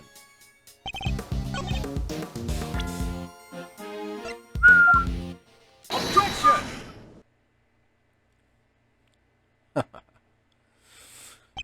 You seem like a careful man, Mr. Doe. But not quite careful enough. After all, you left something behind. Something of vital importance. I'm afraid you must have me confused with somebody else. The car does not belong to me. Or do you claim to have some kind of proof to support your accusation? Your arm isn't troubling you too much, huh? Your wound seems to be bleeding again. I'll survive. Also, I can't pretend it's not something of an inconvenience. You have my deepest sympathies, because if it wasn't bleeding quite so badly, you could have perhaps made a clean getaway. What exactly are you insinuating? As we have already established, whoever wore the raincoat is injured, and now I can prove that person was you, with this decisive piece of evidence.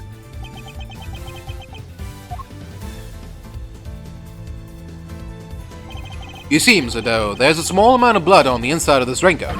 Blood that belongs to our assassin.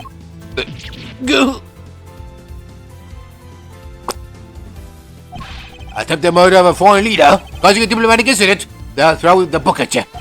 You can give us the silent treatment all you like, but we don't need you to talk. A simple blood test will give us all the answers we require. All it takes is for us to compare the blood on your bandages with that on the coat, and that will be that. We have the evidence. Why don't we make it easier on all of us and come clean? Admit that you were the one who attempted to assassinate the president of Zheng Fa. I am not your assassin. You're stubborn, I'll give you that. But if this were a game of chess, you would already be in checkmate.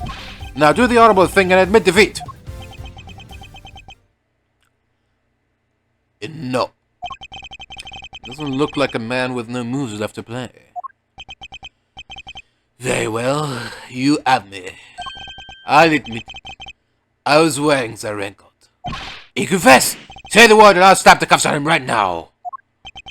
But I did not shoot at the president. What? Mr. Edgeworth, the only thing you have proven is that I was wearing a particular raincoat. As far as I'm aware, that is not a crime.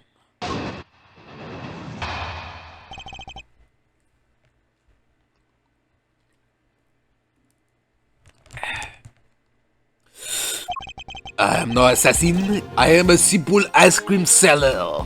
What will happen to be wearing a red raincoat while watching the president speak? This surprises anyone when his bodyguard sprang into action as the shots rang out. That's when the spectators panicked and started running and screaming for their lives. Now, are you finally satisfied that I am telling the truth? As if your story sinks. You don't scare me. The evidence is on our side, you know? Look, it's right there, plain as day. The assassin. They're wearing a red raincoat. Intriguing. But that is not me. Oh, come on. Tell me, Mr. Edgeworth. Do you really think I was the only one in the entire park wearing a red raincoat today? Well, certainly looks like it.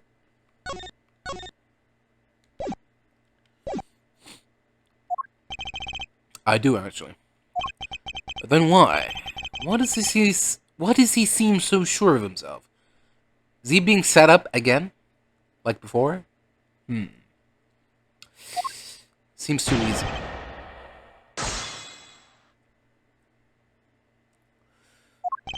I am no assassin. I am a simple ice cream seller. Hold it! A simple ice cream seller, but a knowledgeable one, I assume. On the subject of ice cream, at least. But of course, ask me anything you wish. I don't know the first thing about ice cream. You know what the most important thing about making ice cream is, of course? Miss Edgeworth. Why, the most important thing about making ice cream is to approach it with a virtuous art. And what does virtue have to do with anything? With a proper reverence for the craft, I'm afraid all you ever make are sweetened crystals of ice. There, I hope that you now see. I am nothing more than an ice cream seller. One who happened to be wearing a red raincoat while watching the president speak. Hold it! Why a raincoat? Why were you not using an umbrella? Is that so strange? It was a rainy morning. Most people were wearing a jacket of some kind. Well, I'd say it's a pretty strange choice, considering you couldn't get one of your arms into it. Better that than have one of my hands occupied by an umbrella. I had ice cream to serve, after all. Why go to such lengths to avoid testifying to that effect in the first place? Forgive me, I simply hadn't remembered until now. It's been an eventful day, after all. Eventful? Well, I hardly know what else to call it, Mr. Edgeworth. The president of Zheng Fa was shot at. I was as surprised as anyone when his bodyguard sprang into action and the shots rang out. Hold it! So you saw the bodyguards move before you heard the gunshots? Yes, if I recall correctly, they moved first. At least the one on the left did. You're rather observant, Mr. Dell? I am blessed with keen eyes. Names of the bodyguards were written in the top left corner of the security plan. And the one on the left was Rook. Is that correct? Bastien Rook, I believe. I expect he noticed the light from a lesser side. The man is no amateur. Sudo knows a little too much about the business of being a bodyguard for my liking. Oh. Hold on. The president employs a private security firm. Is Shelley running... Did he quit being an assassin? Is he running a security firm? Maybe? I'd say our friend here is no amateur either. I'd like you to append what you just said to your testimony, if you don't mind. As you wish. The bodyguard on the left, Bastien Rook, was it? Was especially quick to respond. Hold it! So the bodyguard on the left was the first to move. By the smallest fraction, yes. He reacted admirably swiftly. His name was Bastien Rook, did you say? It appears you've assessed the situation quite astutely. Not more so than anybody else, I'm sure. He's good. He didn't even flinch. That's when the spectators panicked and started running and screaming for their lives. Hold it! So you yourself didn't start running and screaming? I was hardly in a position to. I am? What position were you in? One of extreme pain. Somebody bumped right into my wounded arm. Odd. It was excruciating. I thought my eyes would pop out of my head. Yeah? They clearly didn't. Of course they didn't, okay? In any event, the shooter was wearing a red raincoat. We have photographic proof of that. And yet, Mr. John Doe here swears it wasn't him. Guy's lying through his teeth, I tell you. No one gets away with disrespecting Mr. Edgeworth, pal. Not on my watch. Calm down, detective. We will get the truth out of him by catching him in a lie. Yeah, so let's keep at him. He'll let something slip soon enough.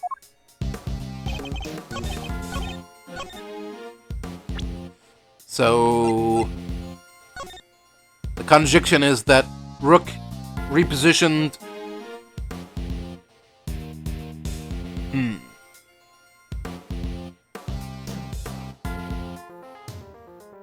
I guess only someone with, you know, highly classified access would know that Rook was on the left instead of on the right?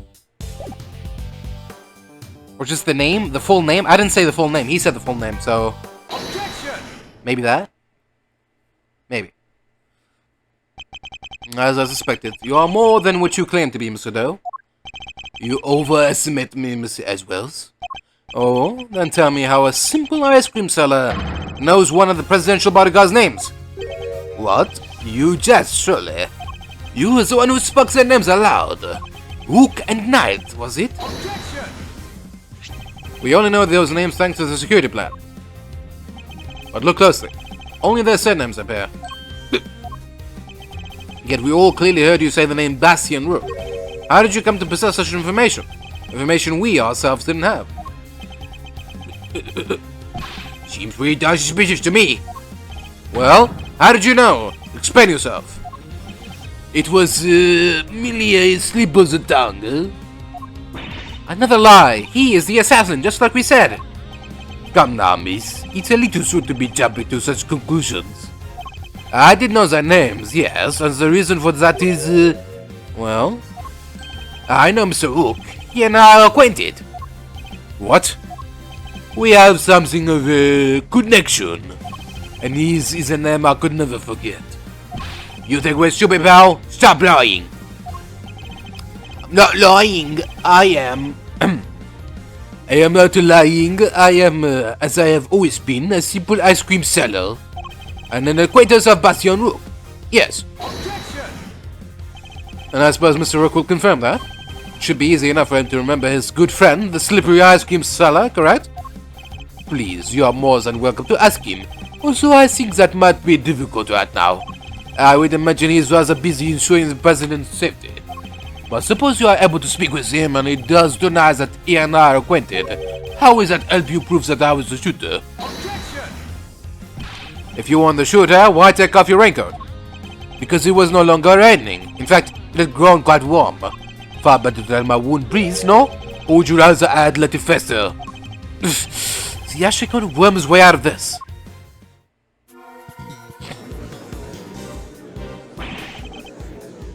What are you waiting for, Mr. Edgeworth? Hurry up and arrest the man! He's clearly guilty! How are you? He'd be in jail already! You might be willing to arrest a man without sufficient proof, but I am not. No, come on, Mr. Edgeworth. There's got to be something you can do. Shocking scenes here, as the culprit seems all but certain to escape justice. Let's sigh. It seems the court of public opinion has spoken. Very well.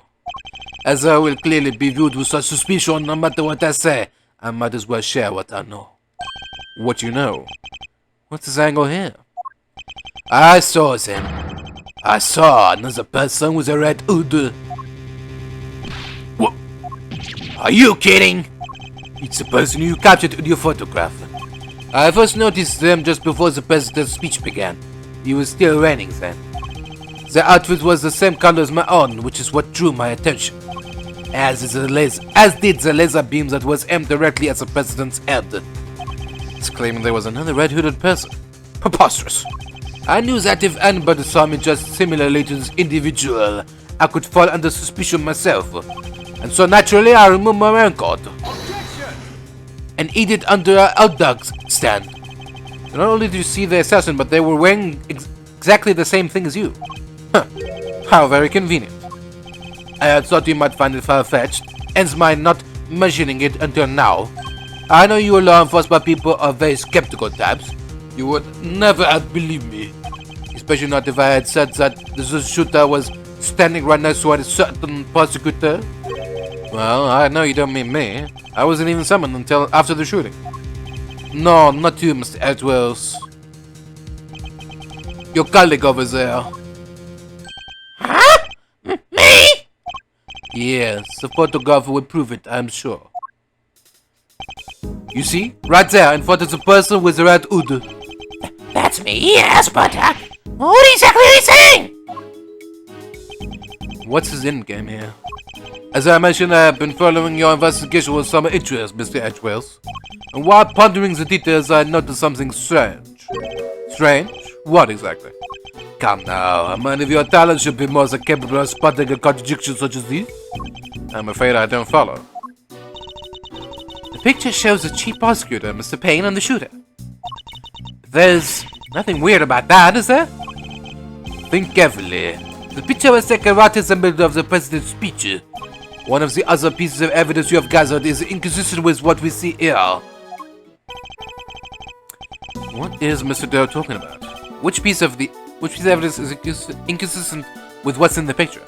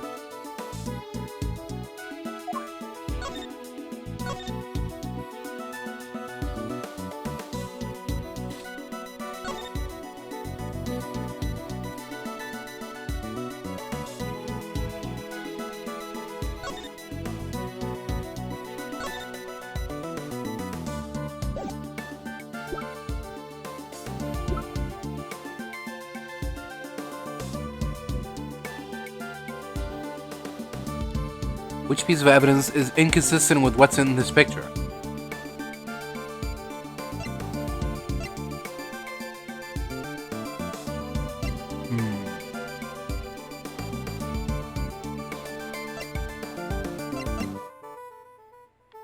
Huh?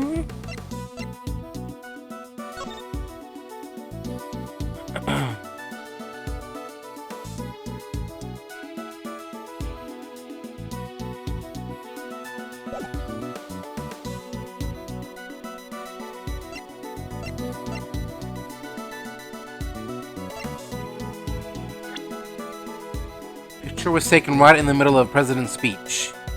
One of the other pieces of evidence you've gathered is inconsistent with what we see here. Picture shows the chief prosecutor, Mr. Payne, and the shooter.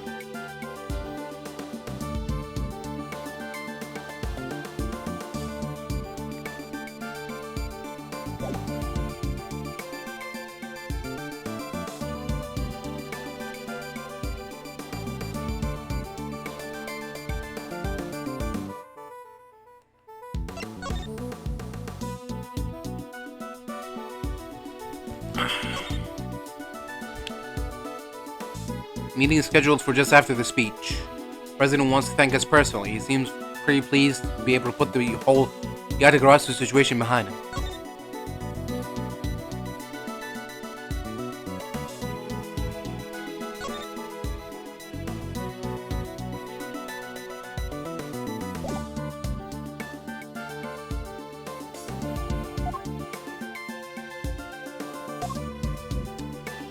Okay.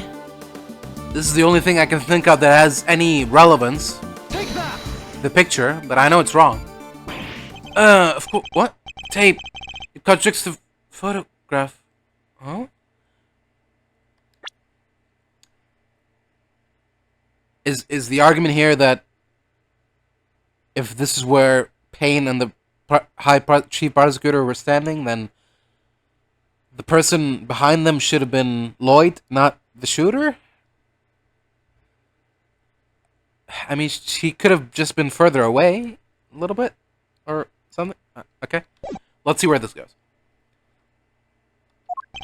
Ah, so you have noticed at last. What's he going on about, Mr. Edgeworth? I have no idea. Someone's missing. Someone who should be here. Huh? But who? Who indeed? The person who is missing from this photograph is... They could have been... She could have been behind Kay. Take that! Whatever. Seems pretty flimsy. Huh? Miss Lloyd. Oh, yeah. How do you figure that? Mr. Payne's voice can clearly be heard on Miss Lloyd's tape, considering that he was conducting a private conversation with the chief prosecutor. Oh, there was these two old guys standing right in front of me. They were whispering away. Okay. Okay, if she said right in front of me, okay, then that's fair. That's fair. Okay, I take it back. They're whispering away to each other the whole darn time. She must have been very close indeed to capture it on tape. You're right, but she's not in the picture. Precisely. Well, Mr. Edgeworth, do you still believe that you have been hunting the right person? Miss Lloyd, would you mind asking a few questions? Whoa, y'all fixed to put me under the microscope now? Alright, sure, knock yourselves out. I got nothing to hide.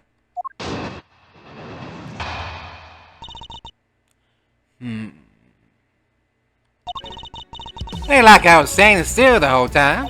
Nah, I was running all over, roving reporter style, and that was a big old crowd. Guess the picture must have been taken while I was in one spot, and the tape's from when I was in another. So quit giving me the evil eye. Ain't nothing but misunderstanding. Right. No doubt about the voices on tape. That was Mr. Payne and the chief prosecutor. I'm certain of it. Tabby wouldn't lie to us. I know she wouldn't. If she did, that would mean that she's a pup. Well, y'all quit messing with me. As if I could have done a thing like that. Little old me. I might be inclined to believe you if your testimony didn't contain a glaring inconsistency. Inconsistency.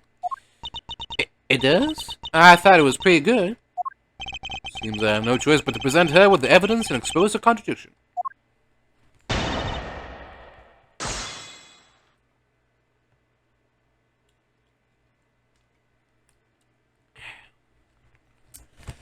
I'm guessing the contradiction is that if the picture was taken right before the shooting, then she should have been there to capture the conversation. Ain't like I was standing still the whole time. Hold it! Why would you be moving around if your main aim was to record the president's speech? What now? How do you mean? Surely the speech would have been best recorded from a single consistent position. Well, see, that is, oh yeah! Ambiance. That's the word I was looking for. Gotta capture the ambiance. Oh my god. The bag we found. The bag we found on the trash can. It had the logo on it. It had pipe. It's the same bag. I can't believe it. It was right under our noses the whole time. Can't put that electric atmosphere down and print if I don't have a bunch of it on tape for inspiration. Surely all you achieved was to fill the tape with unwanted background noise. Y'all questioning my methods now? I don't do standing still, alright? Nah, I was running all over, rover and porter style. That was a big old crowd. Hold it! You were running all over. Where exactly? Here, there, and everywhere, I guess.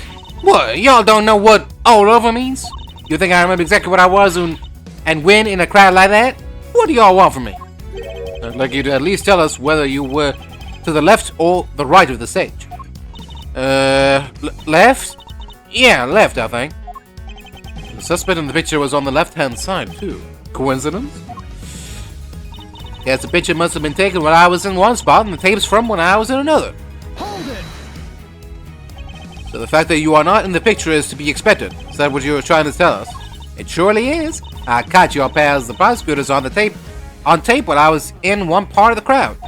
And then that picture was snapped when I was off someplace else. Look at it that way and it all makes perfect sense. Your assertion, then, is that the picture and your recording were taken at different points in the speech. Yep, time is everything. You learn that soon enough in this line of work. So if I can prove that two things did happen at the same time, Their entire defense will come tumbling down. So quit giving me the evil eye. Ain't nothing but a misunderstanding. Hold it! Evil eye? Are you suggesting that I might be attempting to intimidate a witness? No, I'm just suggesting that you lighten up a little. Frown that way for too long and it'll stick. Ain't nothing so bad that a little smile can't make better, wouldn't you say, Ruffles? I am investigating the shooting of a president, Miss Lloyd. A smile is highly unlikely to help with that. So proclaimed the prosecutor, all the while beaming from ear to ear. Paragraph ends. Perhaps what I ought to do is deploy my even eviler evil eye on her next time. I just can't get a read on her. But I don't feel like she's hiding anything super bad either. I agree that she doesn't seem to be ill-intentioned. Who knows if that means something much worse is lying just underneath. Regardless, we must put aside our immediate impressions. Her actions are on the record, and I approve that contradicts her testimony. Alright. Let me check again. Okay.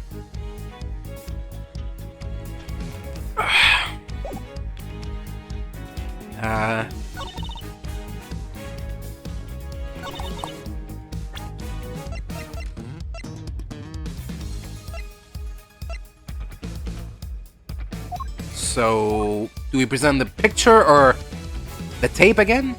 I'll try the picture first. Objection! I mean, both should work. Okay. Miss Lloyd, it's imperative for a reporter not to lie, wouldn't you say? You're dang right it is, and I don't lie. And yet, the photograph and the recording were definitely taken at the same time. What? You can't prove that? Oh, but I can. The evidence is right here in these pictures. This one in particular shows something that lines up precisely with when you're making your recording. What part of the picture indicates that it must have been taken at the same time as Miss Lloyd's recording? The fact that we were whispering to each other? Yeah, look closely. This is the answer to all questions. I don't really know what that is. Yeah, right here. Look again. It's faint, but it's there.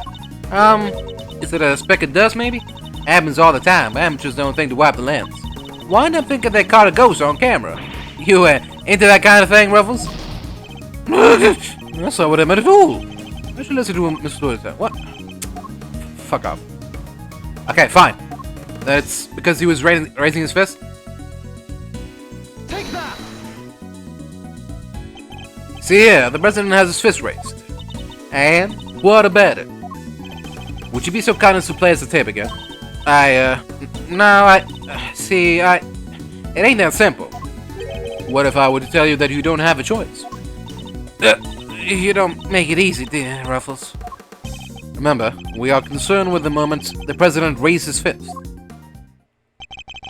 No criminal organization, no matter how big, is above the law. The president thrusts his fist into the air as the examiner reaches fever pitch. There, that's a moment right there. Correct. We've now confirmed when it occurred in the recording. Which means, Tabby should be in the picture too. And she is. Right there for all to see. For Miss Lloyd is in fact the person with the red hood. Woo! So you're a shooter, huh? No, I don't even own a jacket like that. That's right. From everything we know, the owner of the red raincoat is...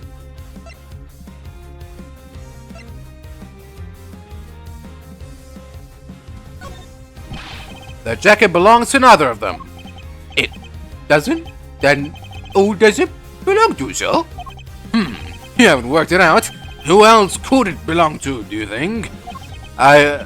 Beats me, sir. Ooh. Can I get back to you on that? My, remind me how long you have been working as a prosecutor, Mr. Edgeworth. I have to think back over everything Mr. Doe and Miss Lloyd have taken away. We have already proven that the red raincoat belongs to Mr. Doe. You, Mr. Lloyd, were wearing something else. Something that also happened to have a red hood. So there were two people wearing hoods all along?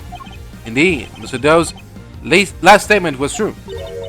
Wait, but we only found one raincoat. Where's the other one? Our ice cream seller never mentioned a raincoat, only a red hood. So tell us about your jacket again, Miss Lloyd. This whole thing? Well, the best thing about it, like I said, is if you get mud and such on it, It's reversible, see? So you just turn it inside out and... Eek! Just as I thought. The inside of the hood, it's red!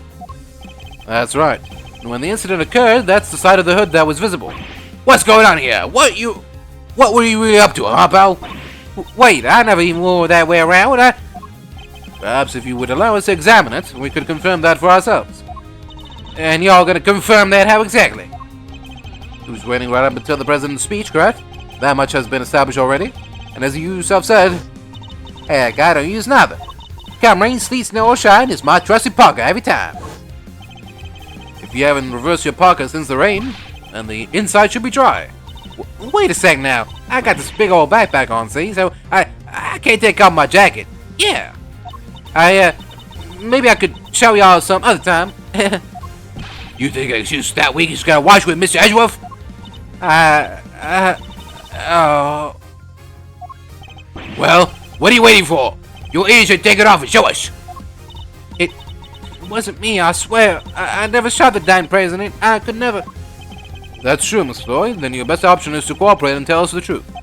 Is there a particular reason why you chose to wear a parka with red hood here today? I'm sorry, Ruffles. There's something I never told you. Something I couldn't. But I'll come clean, I promise. Just go easy on me now, you hear?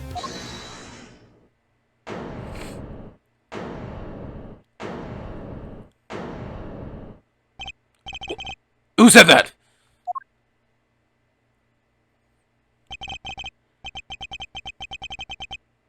Hold your horses. It's a little soon for the end game. What, Chief Prosecutor? Oh. What's his voice gonna be?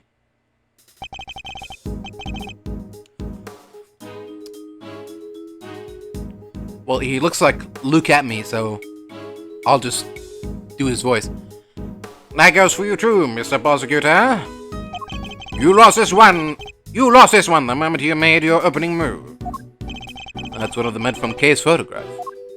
Guess I better introduce myself.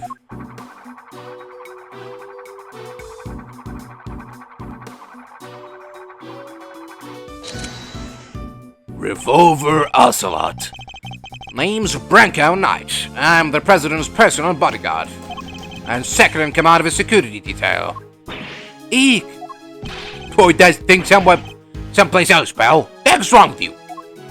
Sorry, can't help myself. It's just too much fun being this good. You're not a member of law enforcement, so how did you get a gun? This all goes on learned from Zheng Fa, temporarily issued to us presidential bodyguards. Anyway, never mind that. I got two tidbits of news for you. You want the good or the bad first? Choice is yours. I'm indifferent, whichever you prefer. Really? You're giving up the first move advantage, just like that? Whatever, your loss.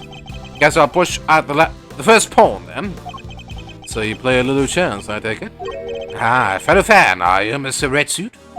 Name's Edgeworth. You could say I dabble. Duly noted, Mr. Edgeworth. Alright, I'll start with the good news. The president's okay. Didn't suffer so much as a scratch. He didn't? That's a relief. Particularly for the young lady, that means there is no longer a murder charge on the table. That is good news, huh, Tabby? Yeah, because I never... Now for the bad news. The only reason the president's alive is because we bodyguards did our job. One of us did anyhow. Our boss. Put himself in the line of fire. You're referring to your colleague, Mr. Rook? Yeah, it's game over for him. No way! Rook is dead? A genuine loss. So, you're saying that Tabby... Yeah, your fan here killed my colleague, my brother in arms.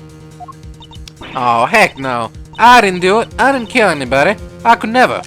I'd shut my mouth if I were you. Murderer. Sure, we did what we had to do. Sacrifice one of our pieces to protect the king. But to lose someone like him during a castling, it's a real shame. Castling? What's that even mean? It's a Chester. Very simplistically speaking, it's a move where Rook switches places with the king. Why did he just say so? Mr. Knight, was it? Yeah? What? We need to see the victim's body right away. and if possible, I'd like to ask the President a few questions. Sorry, no can do. Why not? That's the third piece of news, and it's the piece you're gonna like the least. I thought you said there were only two. The National Police Force of Zheng Fa will be handling things somehow. What? You better be kidding, pal.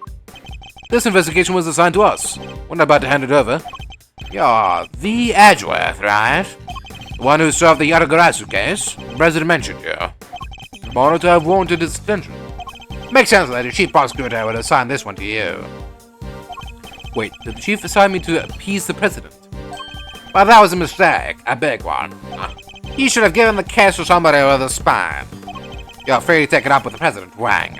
If you enjoy diplomatic incidents, that is. Ugh. You're coming with me. We'll continue this on the presidential plan.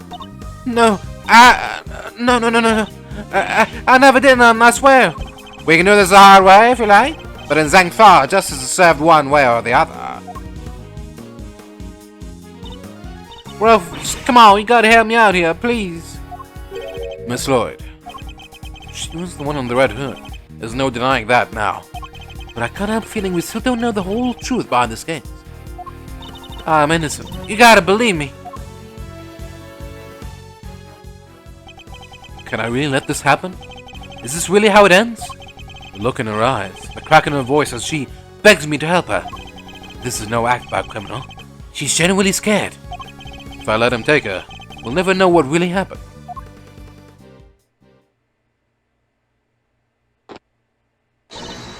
Eek!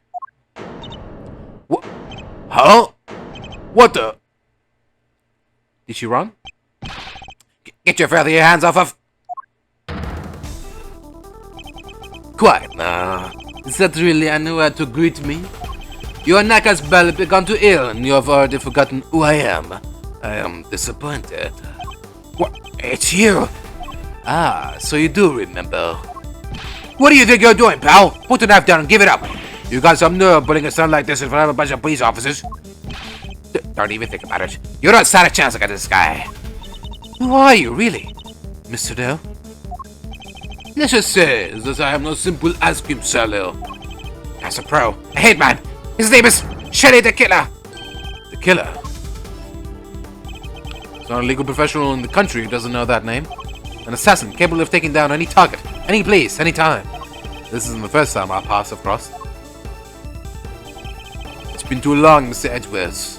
But of course, this is the first time we have met face to face. You're the assassin we've been looking for?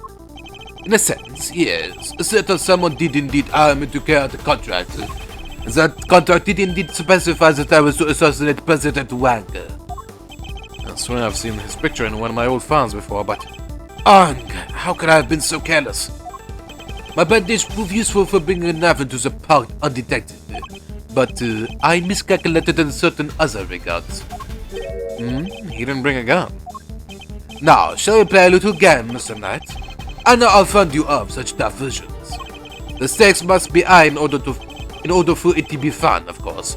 Shall we wager, say, your life? What do you want from me?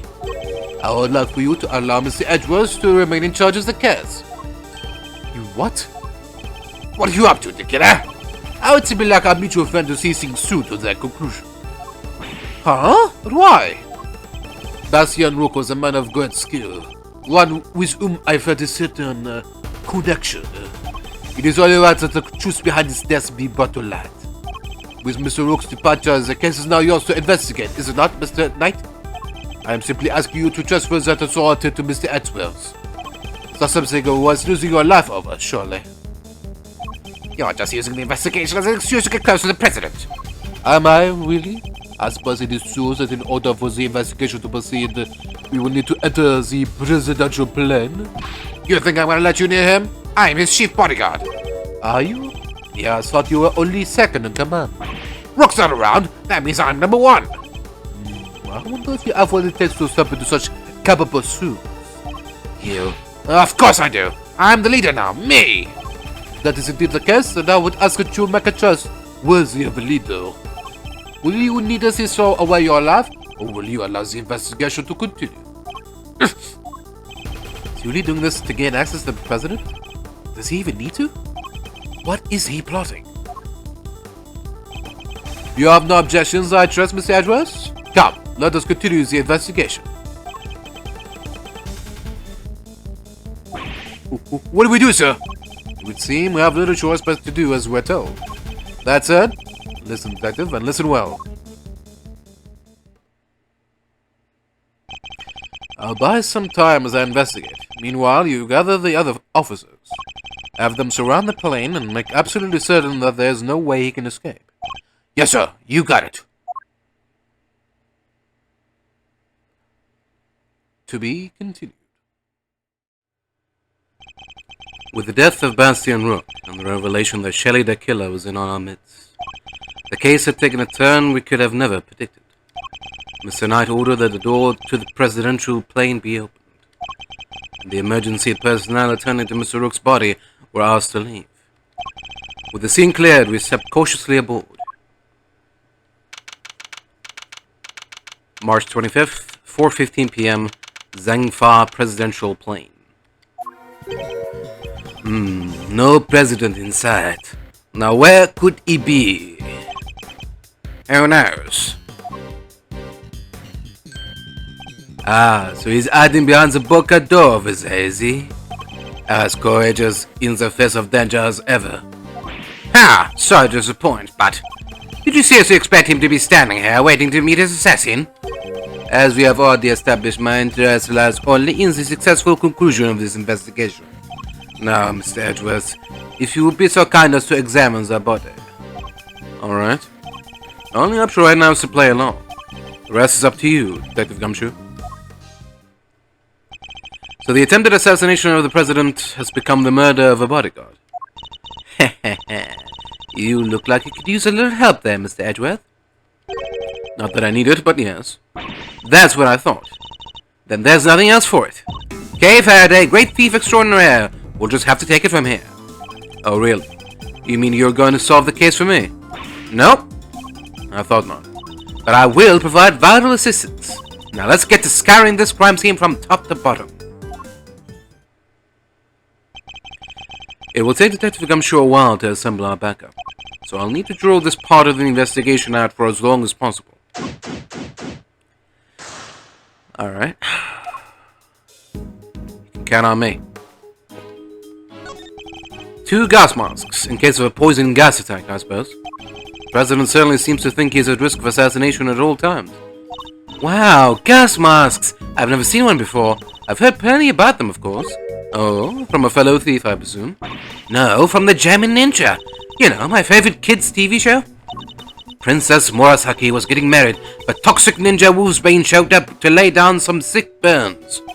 And time to tune out. Might save myself a brain cell or two.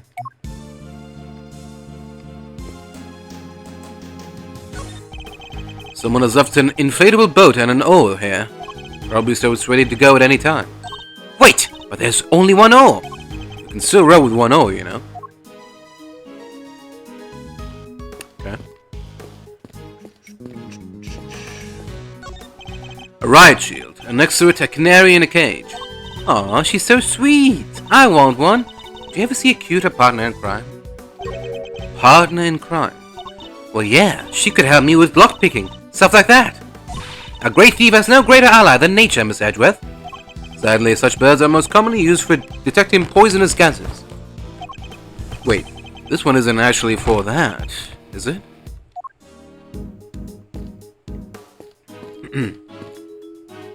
Excuse me.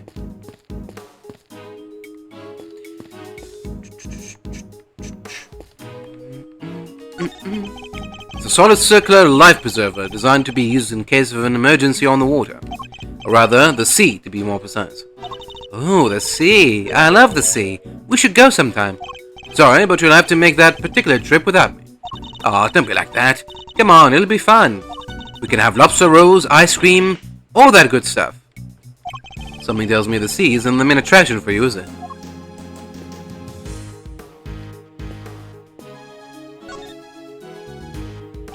I must scour the scene and inspect anything that catches my attention.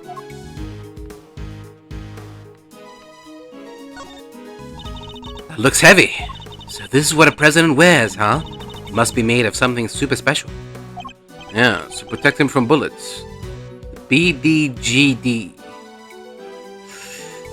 BD. Not ZF.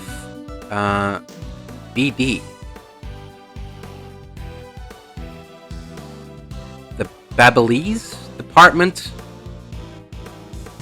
No, I don't know. What? So it's not just for show? Of course not. This is a bulletproof vest. Is it the president? Oh, so that's what one of those looks like.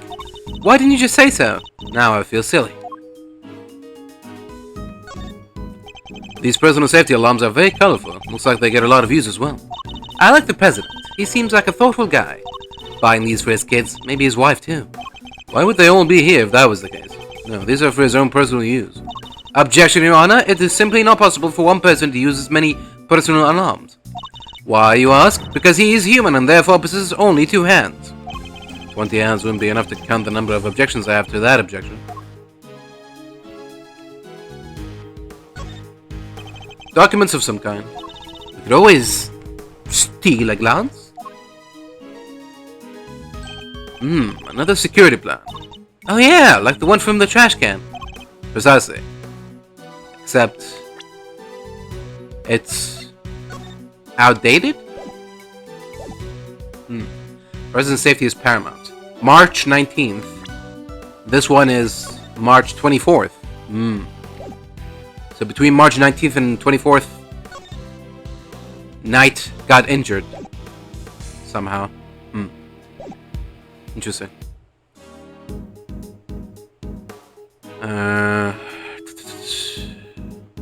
And yeah, he's supposed to have more guards. Here, he's just surrounded by 2 people. But here, he's got 2 people and then other people. You know?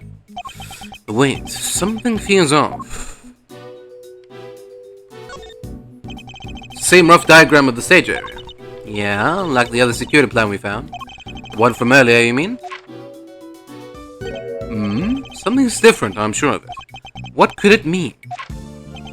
Time to put my powers of deduction to work. It's the same rough diagram of the stage area.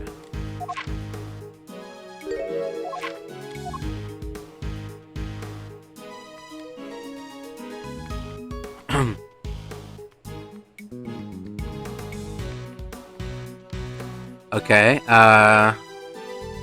should I point out the date or the position? I'm gonna try out the position of Knight and Rook. Eureka! The 2 plans are different. Was the security detail reorganized at some point? Huh? Oh, you're right. Yeah, we made some last-minute changes yesterday. President's orders. Why the urgency? Because of what happened the day before. The killer here tried to take him down. He infiltrated the security detail. Pose is one of us. Rook figured it out first, but not before the guy got within striking distance of the president. If our leader hadn't stepped in just then, we'd all have been out of a job. But he made it. Our friend here wound up with a seriously twisted arm. Rook put a bullet in it for good measure, too. And where were you while this was happening? You were the first one I overpowered, were you not? Oh, that's embarrassing. Shut up, kid! Now I get it. Your neck has barely begun to ear and you have already forgotten who I am. I am disappointed. What? It's you. Busted up my neck so bad I can't even look to my right. I was somewhat astonished to have sustained an injury at all. A testament to Mr. Rook's skill. He was truly a master of his craft. Unlike a certain other someone I could mention.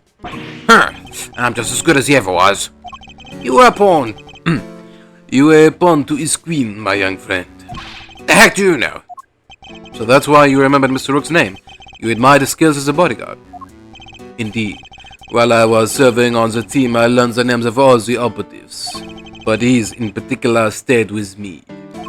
It joins a very short list of those who have ever successfully wounded me. That's the connection he was talking about. That's why we changed up the security plan. Had to be sure there weren't any more assassins in the ranks. The president didn't want anybody on stage he didn't trust, and he only trusts 2 people. Me and Rook. Right. How does that explain your change of position? Oh yeah, he switched over to the right-hand side. I told you, I can't turn my neck to the right. Could only cover the president's left side. So I wound up moving to the right side of the stage.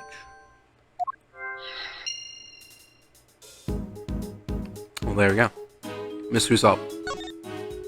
A curious figure of a curious animal with a curious expression is staring straight at me.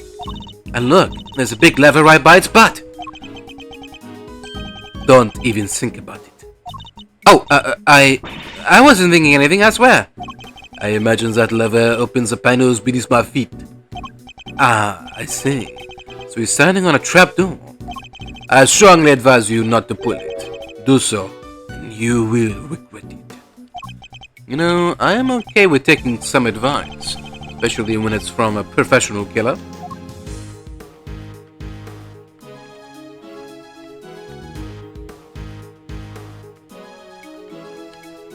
Oh.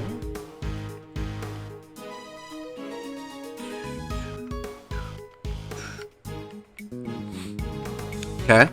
Are we done? Seems like... maybe you should examine the trapdoor? No? Anything else?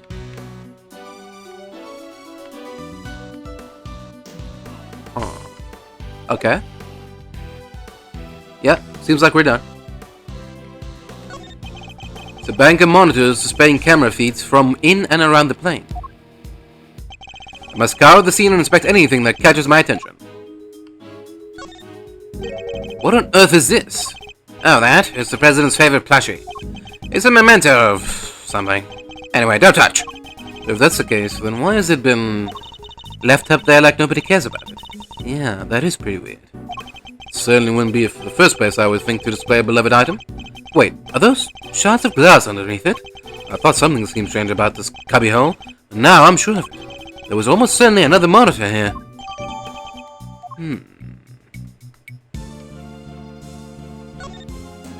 This monitor displaying a feed of this very room. They didn't go cheap when they bought these, eh? Very high res. I'm afraid I can't quite tell myself, but I can even see the little crow's feet around your eyes. My bad. They're just the usual deeply etched lines, you know, on your forehead. If you've quite finished. These monitors are displaying the cockpit and parts of the plane's exterior. I don't see anything out of the ordinary.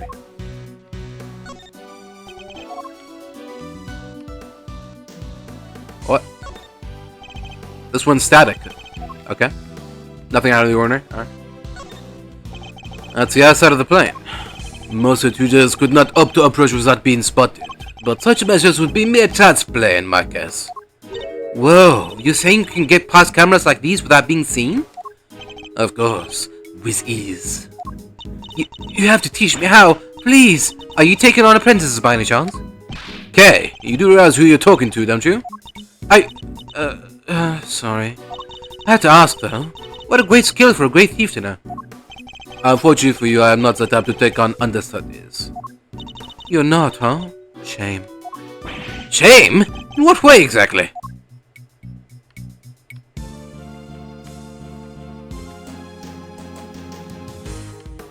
Okay. Guess we're done here, too? Is this... I can't see if there's... Is there a check mark? Yeah, it looks like it. Okay. The president is on the other side of this door. What a door it is! But I could get the better of it, though. Get the better of it. Doors aren't there to be beaten.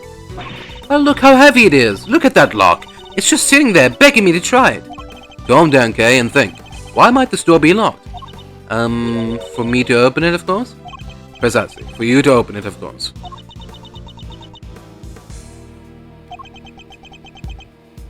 Wait, what is the right answer anyway?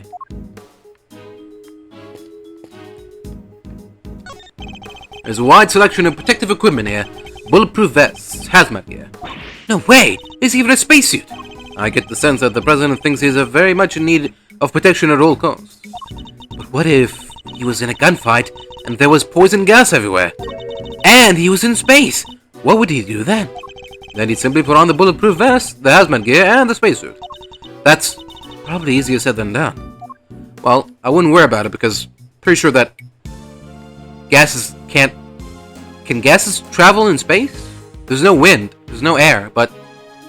So, yeah. You gotta just paddle away from it and you should be fine, right? Can't follow you in space. Right? No? Yes? No? I don't know. Okay. Aww.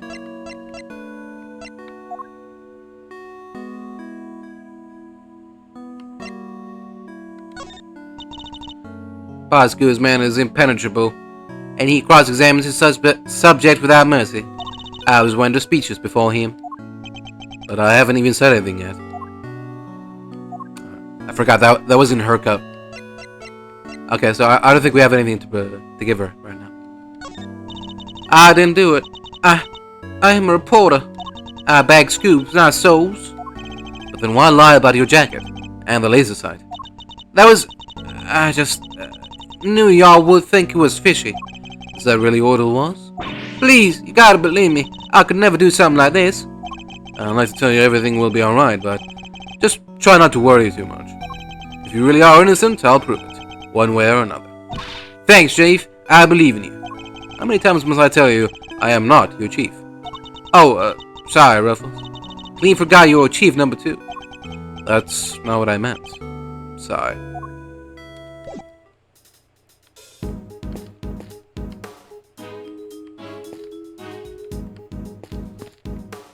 Okay.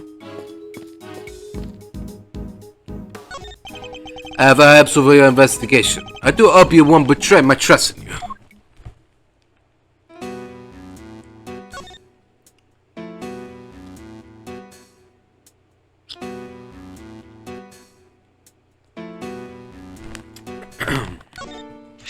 I must admit I have never seen one of these up close.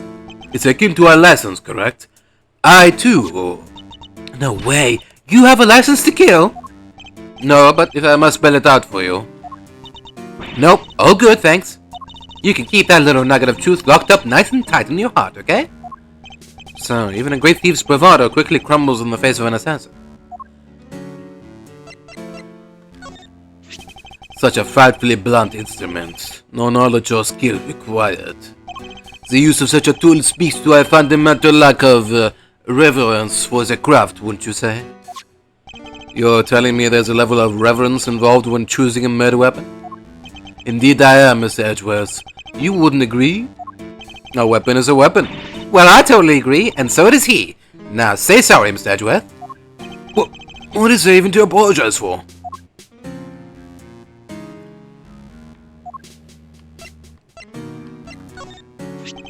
This single piece of evidence was all it took for you to track me down. You really are as good as they say. I still don't get why you hid it under the samurai dog stand. As I said, I did not wish to be mistaken for the shooter. A shooter you identified by means of a different jacket entirely. Or do you doubt your own logical conclusions?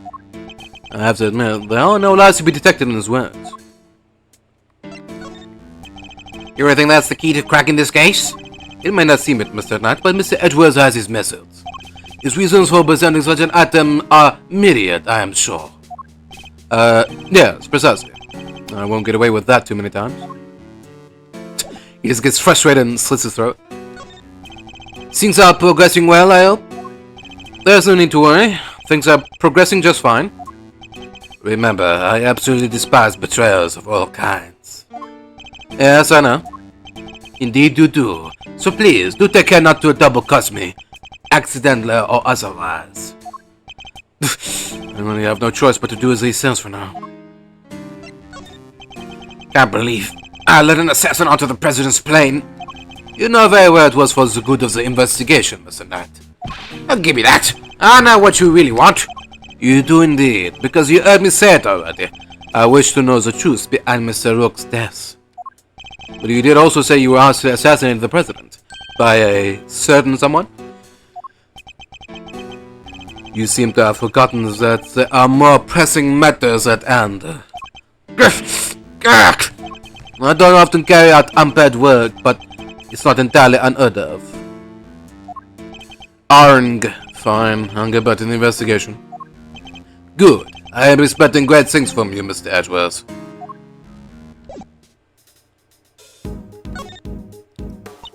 What is it, Miss Edgeworth? So, there were two red-hooded assassins. Well, I don't know if you can say that with any certainty just yet. Mr. the Killer is a professional assassin, right? And Tabby was pointing a laser sight at the president. I give up. This one's a real mind-bender. If the truth cannot be discerned, it is because something is obscuring it. Oh, I gotcha. So if we can swipe that something, the next treasure we bag will be the truth. Yes, suppose you could put it that way?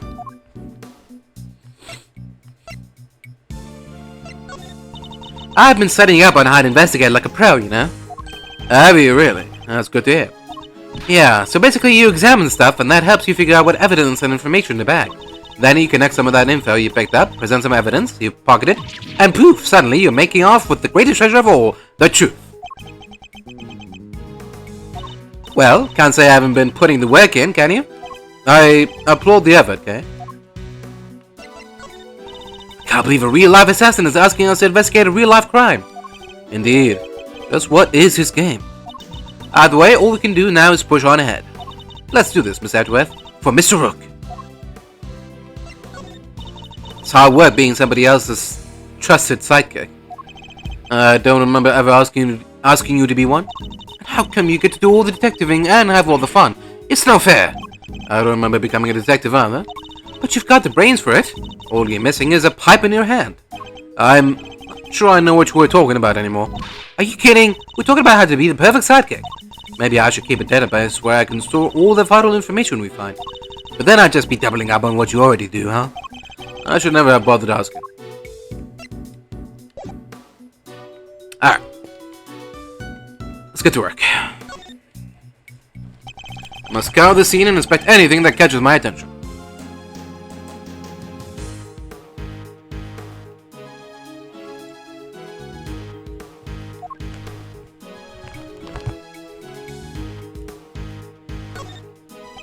Bullet seems to have entered just under his armpit and went clean through his body. The bullet passed through the victim. Where did it end up? Into the broken monitor. The murder happened here. He was hit in an area his bulletproof vest didn't cover. Like it was on purpose or something, eh? Cause of death would appear to be a loss of blood. Attempts were made to staunch it, but to no avail. Medics must have been brought in to try and save him. Sadly, it was too little, too late. The bulletproof attaché case. Bodyguards use them to shield their clients from gunfire. There was some in Kay's photograph, too. Looks like Rook and Knight each had one.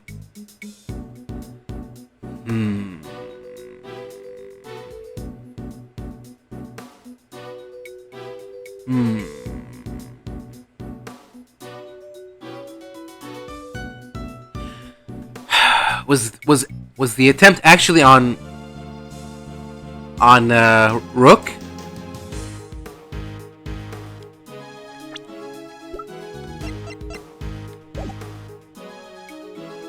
Okay, first shot gets fired. Everyone is distracted. Knight pulls out his gun and shoots Rook. The second shot was the one that killed Rook. And the laser was just a distraction? What's going on here? Okay. Oh, hey, that's the photo I snatched. You can hardly steal a photo at a public event, okay? But I'm snatching up a moment in time with every picture I take, you know? I take it snatch is your new favorite word? Maybe. I love snatch.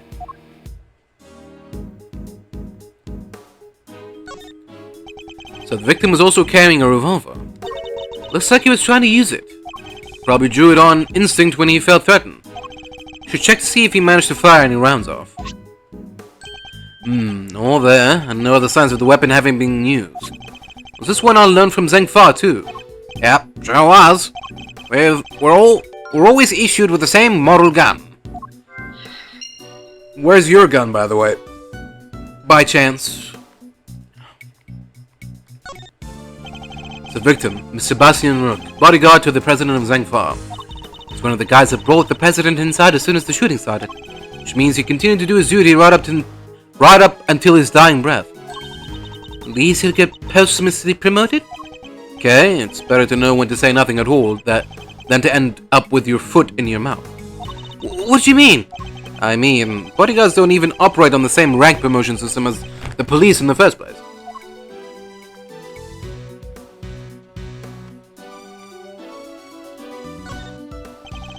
The trapdoor connected to the lever on that curious figure. Someone were to open it, everyone would fall through. Mr. Rook? Mr. the Killer? Don't even think about it. I wasn't. I mean, I wouldn't dream of thinking up ways to take you down. Might I suggest you keep your monologues internal?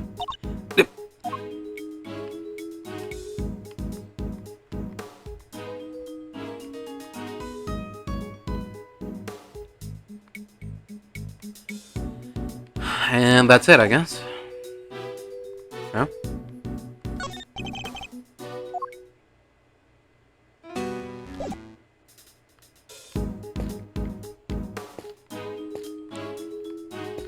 Alright.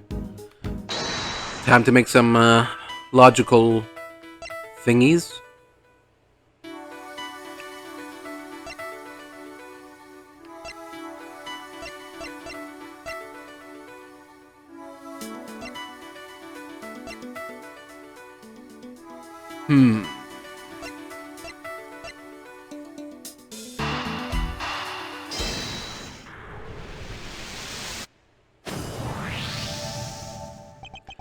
Two guns are exactly the same, meaning it's likely that the one we found is also from Zheng Fa. Bodyguards all got their guns from the Zheng Fa authorities, right? Yes. Are they, like, super rare or anything? No, I don't believe so. This model isn't exactly easy to come by in this country, but it's certainly not impossible either. Boo, and here I thought they might be valuable treasures. Yes, it is something of a shame. Whoa, I just mentioned treasures and you actually responded for once. I only mean to point out that if the guns were rarer, it would be much easier to trace them. Which would have made them treasures of the evidence variety, I suppose. Ha! See? Everything is just treasure hunt one way or another, including this investigation. You could say that. Alright then, it's treasure hunting time. On with the investigation. Certainly seems a lot more enthusiastic all of a sudden.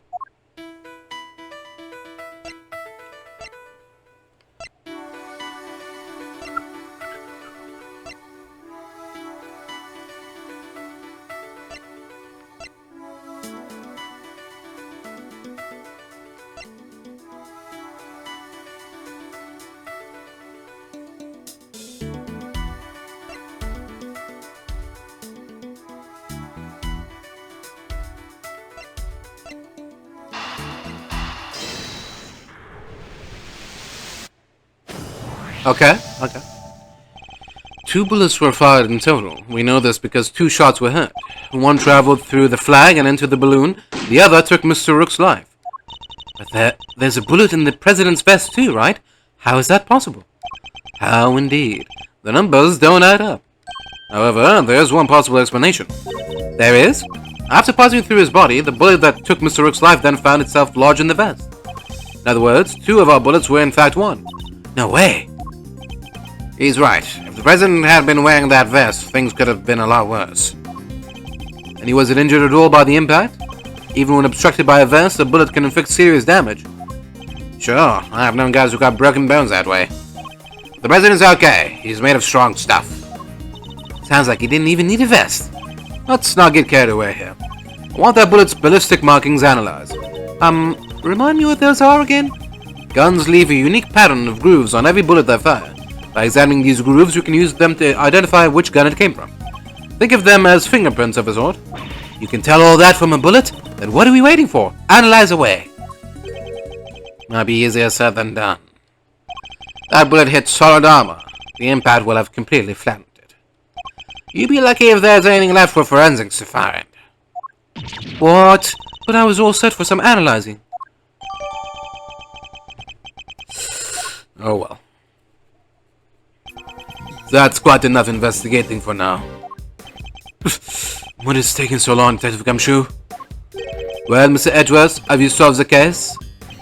No, not yet. Is that so? Then perhaps interviewing another key witness might help you to do so.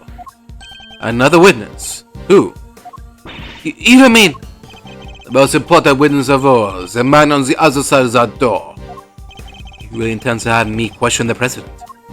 Now, if you would be so kind as to summon him, Mr. Edgeworth. Stop right there, killer. You're nuts if you think I'd let him anywhere near you. Well, Mr. President, I'm sure you are watching us through your security feed, aren't you? In which case, I politely request that you show yourself. That is, if you value your bodyguard's life. Grrr.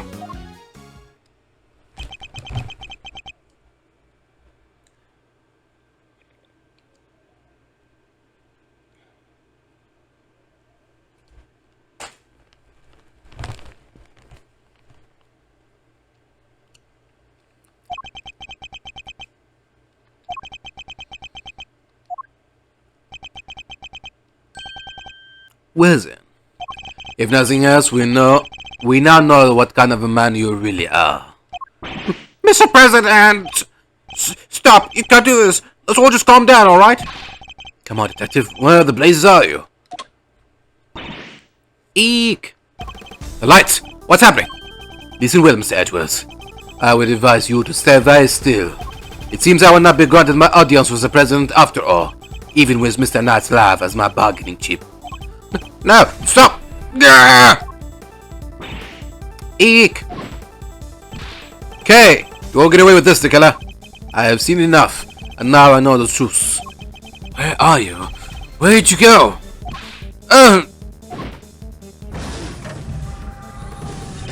I leave the rest in your capable hands, Mr. Edgeworth.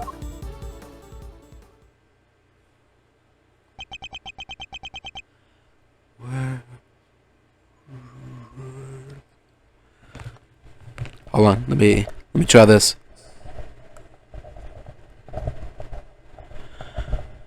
Worth, Mr. Edgeworth.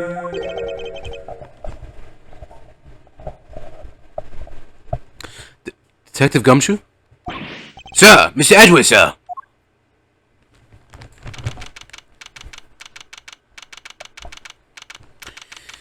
March 25th, 4:45 p.m., Zheng Fa presidential plane. Just trying to see if anything changed in the scenery. Looks about the same. Alright. Must have been knocked unconscious. Sir, you're okay. Are you alright, Miss Edgeworth? Never mind me. He didn't hurt you, did he, Kay? Nah, I'm fine. Only just woke up myself. My head will be sore for a while, but that's about it. So you can stop worrying.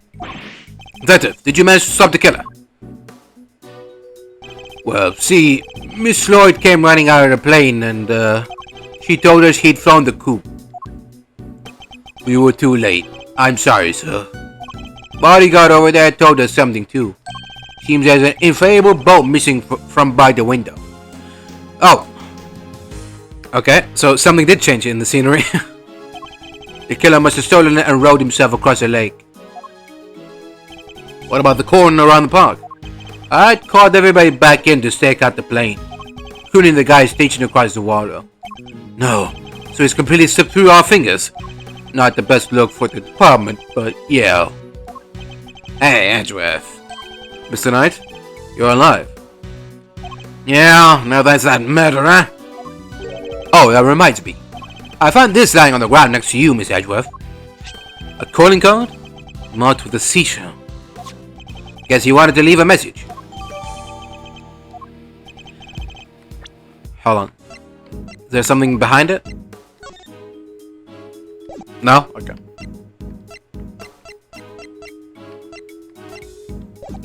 The killer usually leaves these next to the bodies of his victims. But you're not dead, sir. But I could have been. Maybe that's the message. Can't stop thinking about his parting words. I have seen enough, and now I know the truth. I leave the rest in your capable hands, Mr. Edgeworth. Is he going after the actual killer? Now I know the truth. The truth about what? Roger that. Okay, out here, sir. Over. What's going on? That was the president. He's coming out. Now?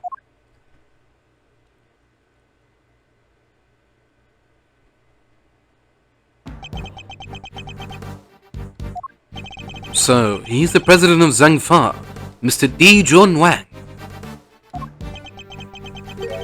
And you are? So honored to meet you, Mr. President. My name is Miles Edgeworth. The honor is all mine, Mr. Edgeworth. I am Di-Jun Wang. Your efforts on behalf of Zheng Fa have not gone unnoticed. You averted something of a crisis. Must be referring to the Atogonasa case. Thank you, sir. But all I did was solve a few local cases of murder. You are too humble. I've been observing your investigation. You are an impressive operator, Mr. Edgeworth, even if the killer did get away. That's very kind of you to say. So he was watching through his security feed. Sadly, I must inform you that this is as far as your investigation goes. But what do you mean? Hear me, foolish prosecutor, for I shall say this only once. Night has apprised me of the state of affairs, and from this point forward, the case will be handled by Zheng Fa's police force, the finest in the world. Even with the killer out of the picture, they're still looking to get me thrown off this case? What do you think you're doing, pal? Nobody talks to Mr. Edgeworth like that. If it hadn't been for him, the killer would have... Detective, forgive it, Mr. President, but I must confess to being somewhat confused. I fail to see how or why this case falls within Zheng Fa's jurisdiction. You fail to see? Enough, puny prosecutor. You seek explanations from a head of state? I say no, 1,000 times no. I will not explain myself to you. Now hand over the evidence you have gathered and remove yourselves from this plane. I'd do as he says, if I were you, Edgeworth. This can't really be the end of the line, can it?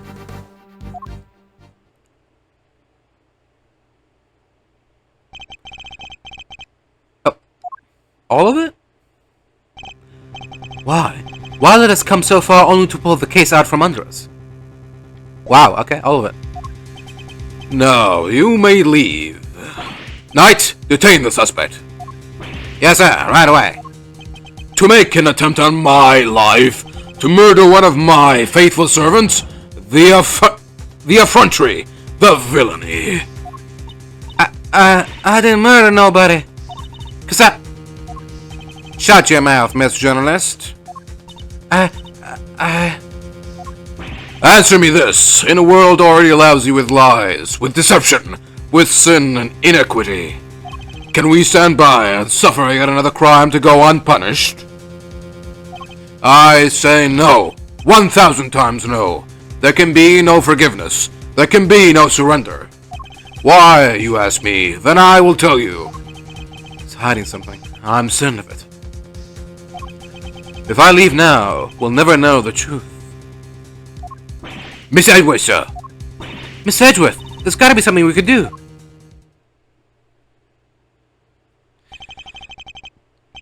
Think, Miles. Remember. How many times have we faced situations like this in the courtroom? You've confronted the lies of witnesses and countered the arguments of other lawyers.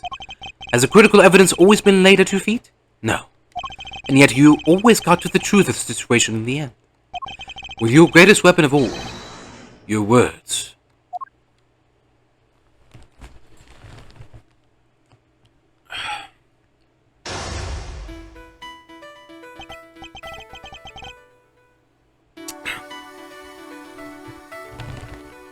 Now, let us analyze the state of play. Begone, puny prosecutor, or do you dare defy the direct order of a president? He's not going to listen.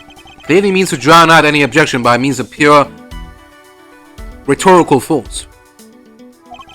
When an opponent is on the offensive, the best thing I can do is buy my time and wait for an opening. As he said himself, he's the head of state, a seasoned politician. He won't open himself to attack easily. Can't let him bully me into submission. I have to stay calm and alert. If I can read his movements and expressions correctly, I may be able to find my moment. My first aim should be to find out why he's insisting on Zheng Fa taking over the case. The board is set. Time to make my opening gambit.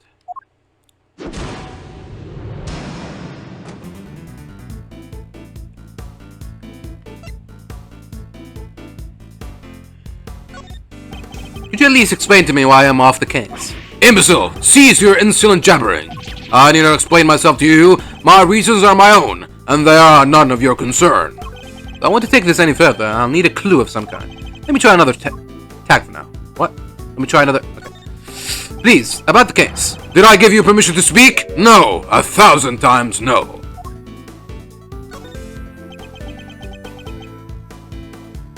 I am the leader of Zheng Fa. I have no time for your insolent backchat. I was simply hoping to confirm one basic fact. You say that the investigation will now be assigned to your national police force. I do. Now enough of your pointless questions.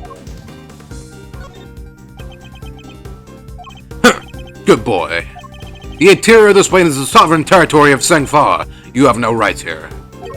Is that so? Could it be that our current location itself is significant somehow? I should keep that in mind. It could be a useful clue.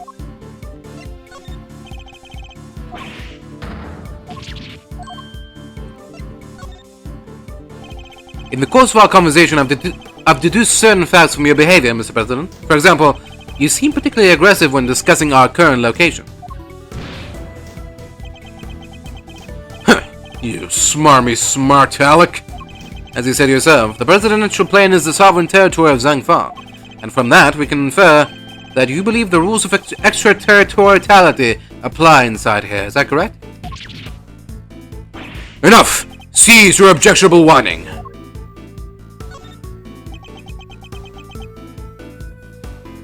If you have nothing else to say, then stop wasting my time and get out of my sight.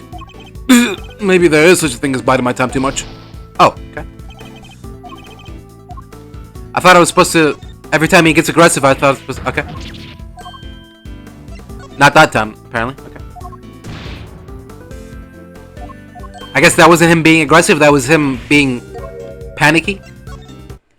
You can rant and roar all you like, but you won't escape my scrutiny.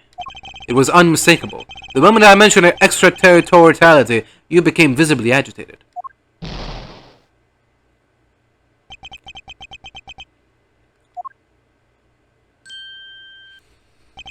You think you're clever, don't you? Let me answer your little question. It's true! Extraterritoriality applies. Your laws mean nothing here. And? Why does that matter, you ask? It matters because it means you are powerless. You have neither influence nor authority here. Interesting. So the extraterritoriality issue does have something to do with all of this. Huh.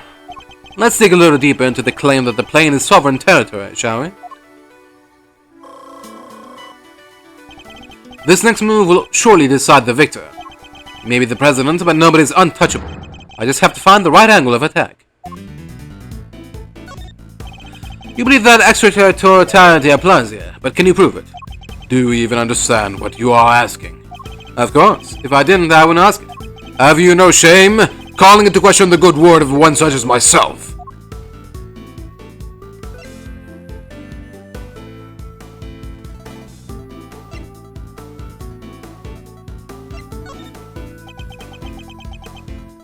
I have no more time for this. You clearly cannot be saved from your own foolishness. You didn't worry about me. I'm not the one who needs saving. That would be Miss Lloyd, the woman who is being wrongfully accused of this crime. Your chivalry is admirable, but it changes nothing. The right to extraterritoriality cannot be denied. This is Zheng Fa! I want to take this any further. I need a clue of some kind. Let me try another tack for now. Surely you see that you have overplayed your hand? Nobody asks for your opinion. You need only obey me, nothing else. You dare tell me how to govern, how to lead? You dare contradict me? On the matter of Miss Lloyd's guilt? Yes, I do. No, she is guilty. She is the culprit. There is nothing left to debate.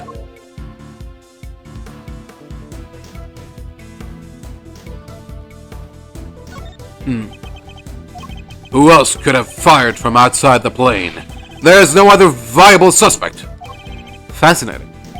He was claiming that Miss Lloyd fired at him from outside the plane. This could be a vital clue.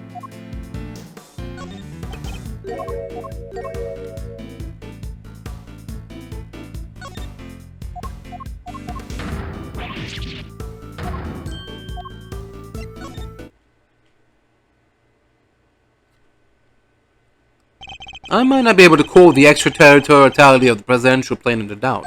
However, according to you, she shot at you from outside the aircraft, correct? In which case, extraterritoriality could not possibly apply in this case. Your assertion is entirely without merit, and the detainment of Miss Lloyd cannot be justified.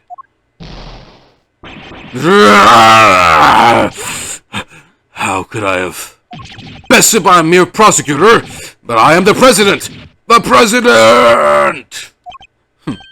Checkmate.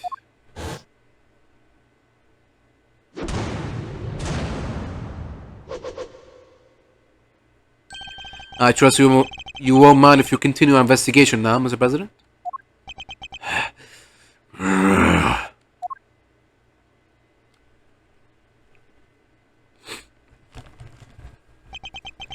I hereby officially and unreservedly confirm my approval. Consider it a gesture of the magnanimity and generosity for which my good office is known. Yes, for without noble acts such as these, unmistakably and irrefutably, for which reason we hereby... There can be no other outcome, for our goals are lofty and our hearts... Vive Zheng Fa, I swear to you here and now, this investigation will continue. All that when he could have just said, okay, you got me? Mr. Knight, if you would care to return the evidence. Take it. Wow, all of it? We did it, Miss Edgeworth. Ah, all of it. Well, I mean, some of it. It's a little bit... It's not in the same order as it was before, but yeah, okay. We sure did. And now the investigation can continue. Whatever. Enjoy your pocket full of pawns. I'll be over here enjoying how you put them into play. Then you will definitely enjoy my next move. Mr. President, one more favor if you would be so kind. What is it? Would you please give us your testimony concerning the incident itself? Now you want me to testify? Well, that's your next move. If you want the President to testify, you'll have to take him to court. All in good time, Mr. Knight. He will get his day in court soon enough. But if a person of interest refuses to cooperate in the investigation stage of the process, they are obliged to provide detailed justification as to their reasons for doing so. That's... What's the matter? Is there something you'd rather we didn't know? Stand down, Knight. I'll do as the prosecutor asks. Thank you for your cooperation. Now listen, and listen well.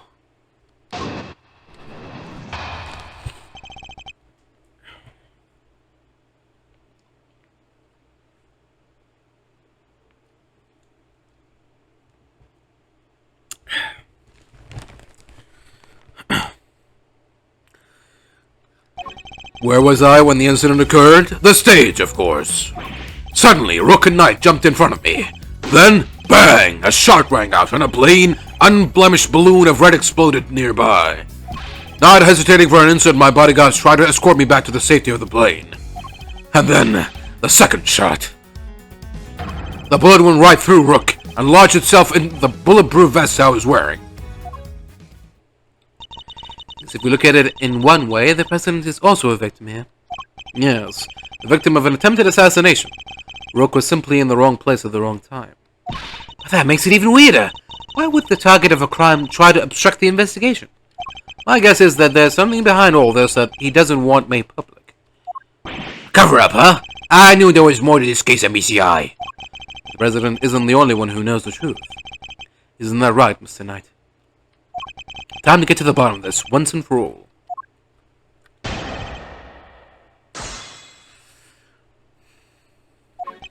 Where was I when the incident occurred? The stage, of course. Hold it! And how would you describe the incident exactly? Oh, you naive little man. Do you really think your silly simple question will shake me? I was involved in a craven attempt to silence me with cold steel. And while I was speaking to my adoring public, no less. Suddenly, Rook and Knight jumped in front of me. Hold it! When they stepped in to protect you, were you aware of the fact that you were being targeted? Was I aware of the... No, I was aware of my audience, nothing else. When I step up to the podium, I enter another world entirely. A place of rapture. A place beyond words.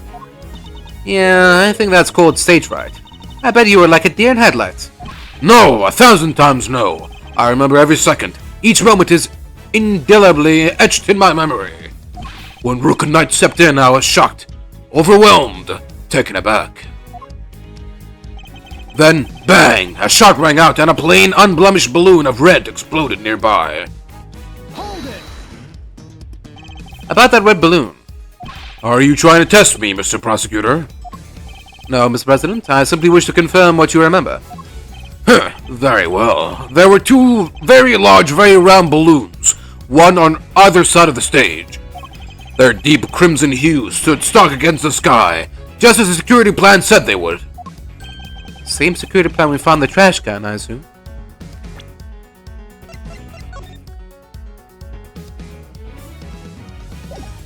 Okay.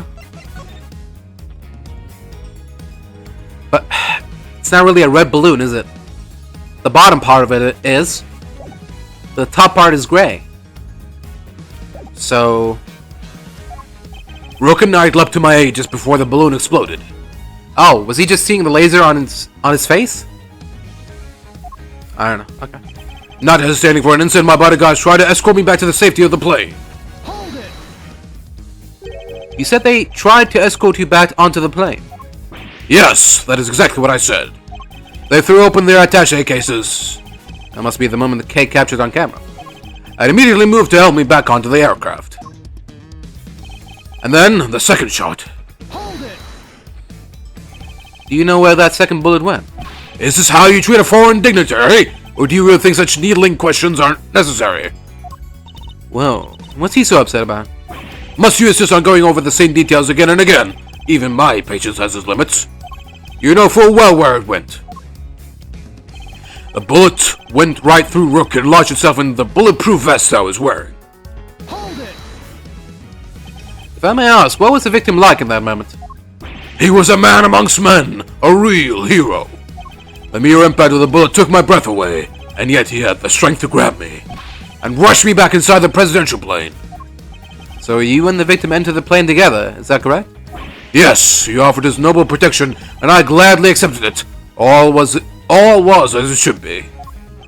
That sounds nice and all, but doesn't that just mean he's always the first to make his escape?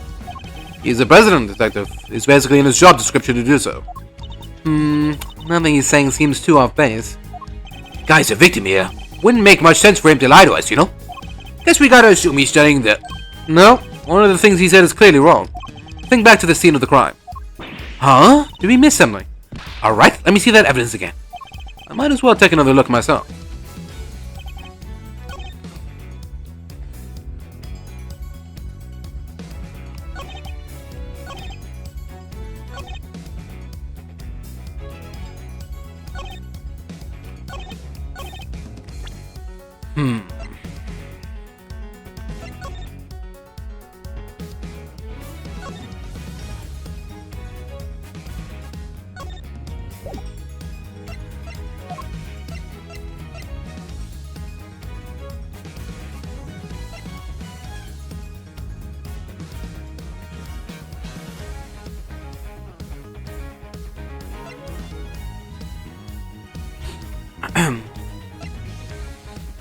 Okay,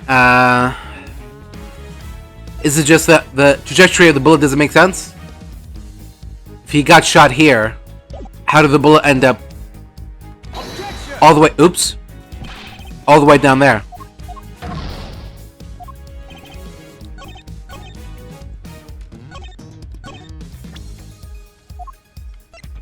Objection! Like that? Allow me to point out the inconsistency here. With the help of this crucial piece of evidence. Your evidence is worthless. Knight? Yes, sir, Mr. President. Edgeworth, the only inconsistency here is your very existence. Oh, your very existence itself. A two-handed rebuttal.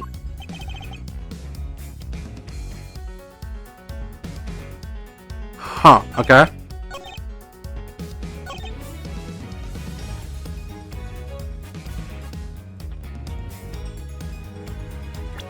Okay.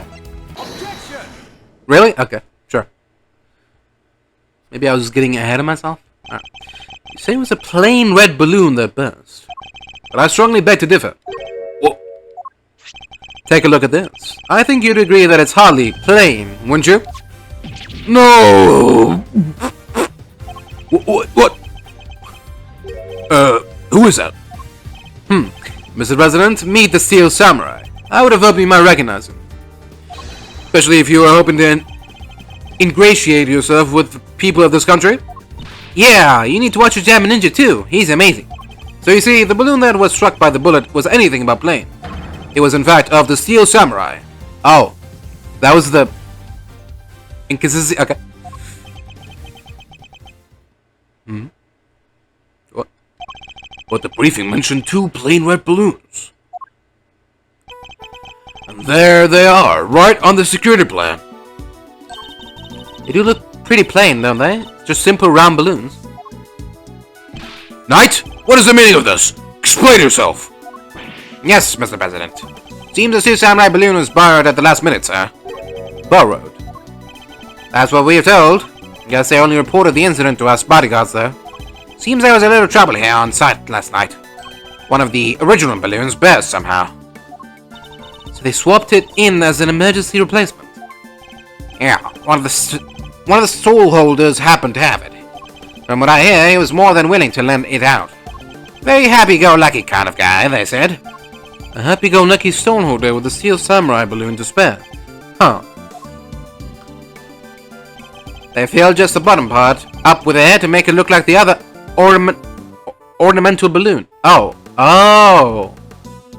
It was upside down? Oh. So it was a Steel Samurai balloon. It was made to look like a plain red one above water. Is that the long and short of it? Knight, why was I informed of this? Sorry, sir, we didn't think it was a pressing issue. And indeed, you saw it and knew no different, correct? Yes, I suppose so. Could you really have mistaken the Steel Samurai's pants for a plain red balloon? Still, Mr. President, I struggle to see how you wouldn't have noticed something different about the balloon. Of course! What's that outburst for? Now I remember. I could barely see the balloon. You couldn't see it? That's right. The wind was blowing too hard. The flags to the sides of the stage were flapping incessantly and blocking my view. Is that so? Yes, those 2 flags. They were being blown back towards me. There would have been a strong wind blowing right around the time of the incident. Strong enough to blow the flags in just such a fashion. But does that conflict in any way with our understanding of the case? Thank you, Mr. President. Your testimony has revealed yet another contradiction. It has? Yes, a contradiction that could turn this entire case on its head. When I arrived on the scene, the wind had died down and the flags were resting calmly for the most part. But if the wind had previously been blowing the flags as the President described, a certain piece of evidence suddenly takes on a very different meaning. Which piece of evidence contradicts the stated conditions of the stage at the same time of the incident? Take that! It's gotta be this. Earlier, we deduced that the bullet that struck the Steel Samurai balloon and the bullet that passed through the flag were one and the same. From these 2 things, we have further deduced the trajectory that the bullet must have taken. We concluded that our shooter must have fired from the left side of the spectator area. But if the flags were blowing as the President describes, our conclusion becomes quite different. No way! If the flags were pointing in the other direction... Exactly. Our trajectory changes completely. And if we trace that trajectory back to a source, we can ascertain who really fired that shot. Wait, but Mr. Edgeworth, that would mean the grassy knoll. Yes, I know. You might not yet understand the reason why, but it can only have been one person who did it. The Steel Samurai. Who does the bullet's new trajectory implicate as the one that fired the shot?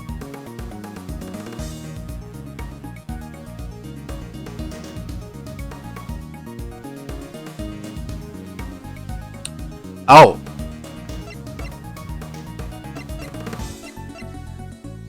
Okay, so it was a distraction bullet. He shot through the flag and into the balloon.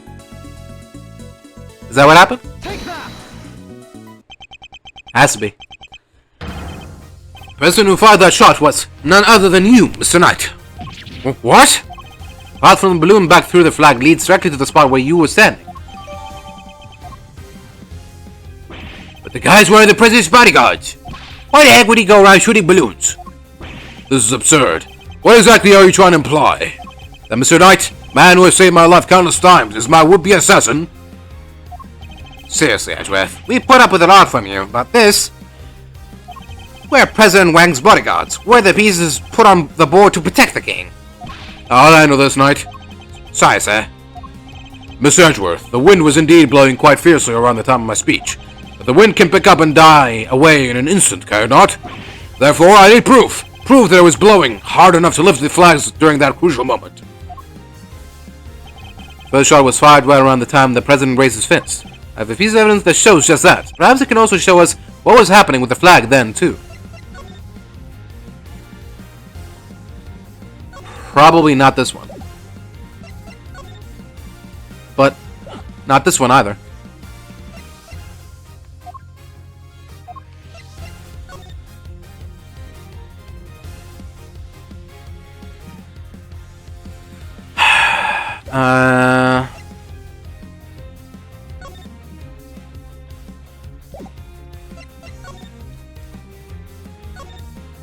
Oh, this one, maybe?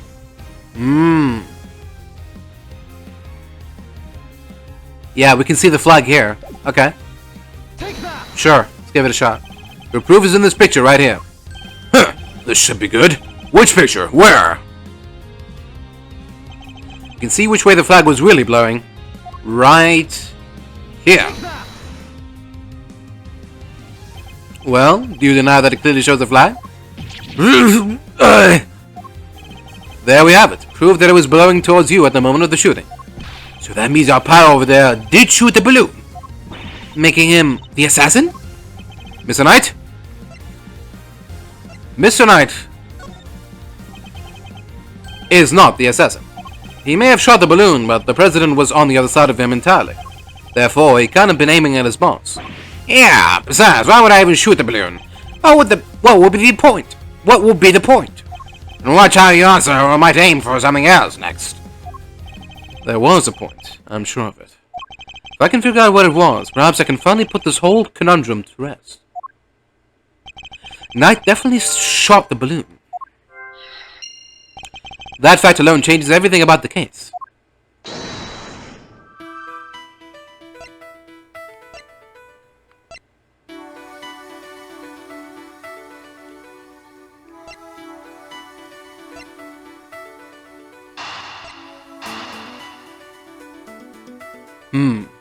Was the assassination attempt by the killer was also part of the scheme?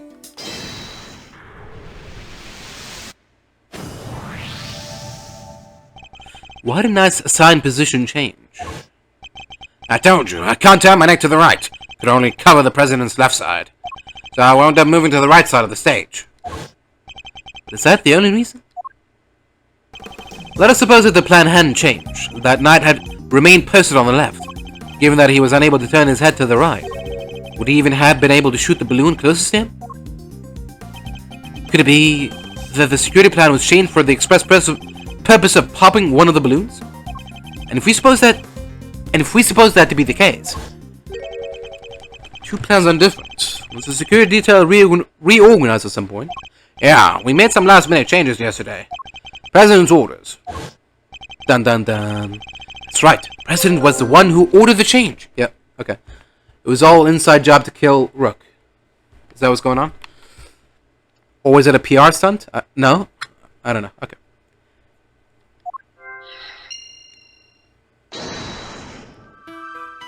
The new security plan does say, remember, you know who might be watching, right? So, there's something more to this.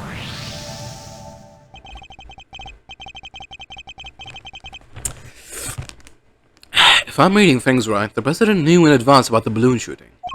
Which means he must have had foreknowledge he would be in someone's crosshairs today as well. And if that's true, then everything else that's been bothering me falls neatly into place. How did the shooter get a gun past such heavy security? Why would they then carry out the shooting wearing such a conspicuous item of clothing? Why use a laser sight that would give away their location in an instant? And how did the president suffer no injuries at all, despite a direct hit to his vest? These are the questions that Knight and the president don't want us to consider. There is only one possible reason for Mr. Knight to have fired his gun. To create the illusion of an assassination attempt. What? Huh? Idiot. You don't understand what you're saying. Oh, I understand all too well. I understand everything now.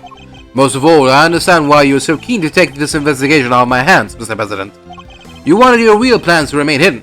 How dare you speak to me that way? Is this some sort of sick joke? Oh, it's no joke, I assure you. It is simply the truth, as revealed by the careful application of logic and reasoning. Nothing more. The shot was fired by Mr. Knight with the specific intention of hitting that balloon. The sound of gunfire and the bursting of the balloon were guaranteed to cause a panic.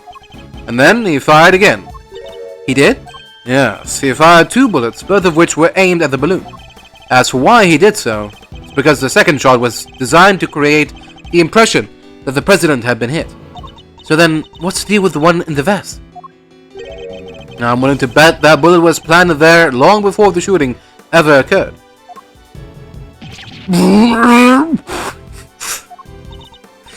So Mr. Eric, president didn't take a bullet after all. That's not true. I was shot, I tell you. We'll be able to verify that for ourselves once we take a closer look at the bullet. At the very least, we can expect to find traces of Mr. Rook's blood on it, correct? Well, you said it yourself. You found the shooter in a photograph. The person with the red hood. I thought I made myself clear. The trajectory points to only one possible shooter, Mr. Knight. And where does Tabby fit into all this? She was simply one part of their plan. In order to place suspicion elsewhere, they set about creating a fake assassin. The highly suspicious person with the red hood. Oh, the highly suspicious person with the red hood.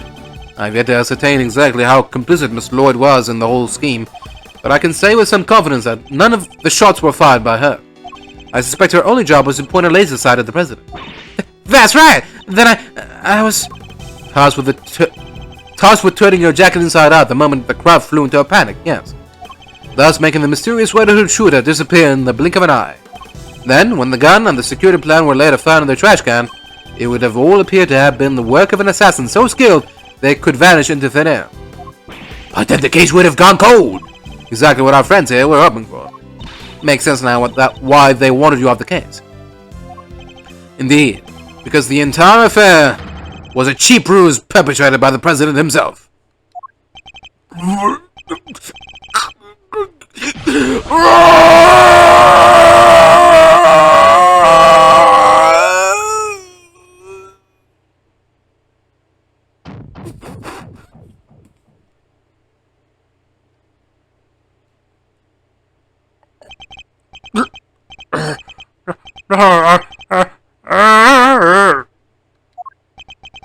Presidential mask has well and truly slipped.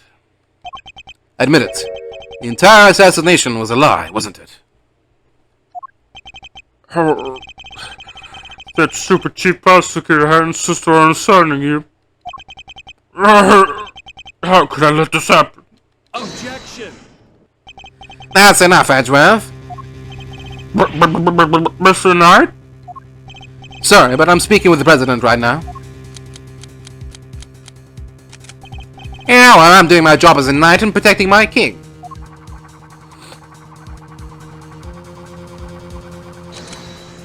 So go ahead. Keep running your mouth. Perhaps it would be better if we stuck to threatening each other with words. He wouldn't, would he? Nah, I don't need this thing to shut you up. Alright, my move. Question. You claim I fired my gun from on stage. How do you figure I did that in front of a crowd of thousands? An excellent point. Time for my counter move, I suppose. You had a certain something that allowed you to conceal your actions. A certain something, huh? Mighty specific. What did Knight use to hide his actions from the crowd?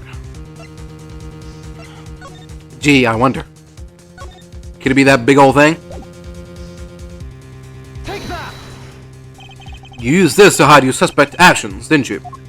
And that makes me a suspect how? Sorry, Mr. Edgeworth, but it is a pretty suspect piece of evidence, but you can't... Yeah, suspect enough to show I'm not you... Come on. Fuck off. It's in the picture. It should count. Take that! Whatever. My attaché case. You know, the one in the picture that I showed you, and you said that it wasn't evidence. You agreed with him, Kay, for some reason. Yeah, let's take a look at Kay's photograph. Oh, really? The photograph that I just tried to show. Fuck, cocksucker. Your right hand is completely obscured by the case. At the very moment this picture was taken, you were firing your gun. And in such a way that you wouldn't be detected. Objection! You don't like to let the facts get in the way of a good theory, do you, Mr. Edgeworth? Shame you don't seem to have noticed. Notice what? That theories are all you have. Conjectures, nothing more. The flag was billowing in the wind at precisely the right moment. I hid my gun with my attaché case. We changed the security plan because I couldn't turn my head. It's all just speculation, circumstantial evidence at best. You can't prove any of it. If you at least had the bullet that burst the balloon, you might have a scrap of credibility. Imagine, you could have run forensics to see if it matched my gun. But no, that bird is at the bottom of the lake. You gotta go dredge it up. I hate to say it, but he's right. I don't have anything concrete. I thought not. Maybe now you can shut your mouth.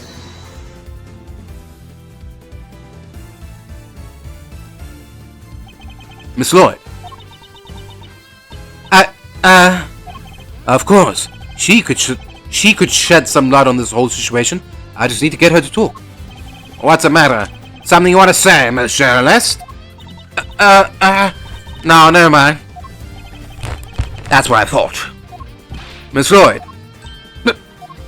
I need you to be brave. If you don't speak up, the truth will be lost forever. You are a journalist after all, are you not? Dang it. I can't stay quiet any longer. Hey, you understand what you're doing, right? Think carefully before opening that mouth of yours. I was so focused on begging me a scoop, I forgot the most important thing of all. Real journalists don't lie. Ain't no dang scoop if it ain't the truth. I'm sorry, Mr. Edgeworth. I should have showed you this before. What is it? It's a laser pointer I used on the president. But that's all I done. I never shot nobody. You stupid. I thought I told you. You squeal and you go down as an accomplice. It was him. He told me to do it. I was at Zheng Fa's embassy sniffing out a story like I told you. This was 3 days back. He comes up to me out of the blue, just starts talking. Help me out and I'll get you exclusive access to the president. That kind of stuff. What about the gun in the trash can? That I don't know nothing about, I swear it. All he told me was to wear a jacket with a red hood and to point at their opponent at the president. I never thought for a minute that it'd blow up in my face so bad. I'm sorry. Truly I am. Thank you, Miss Lloyd. I'll now get to testify to that effect when this goes to trial. It ought to go a long way towards proving that the assassination was a sham.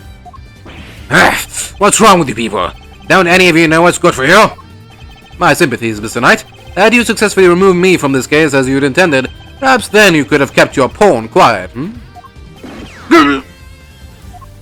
So let me get this straight. You told Tabby, if you let slip about our fake assassination plot, we'll have you convicted for murder. Or something like that? For the dirty. I said no such thing. President Wang? Give it up, Black.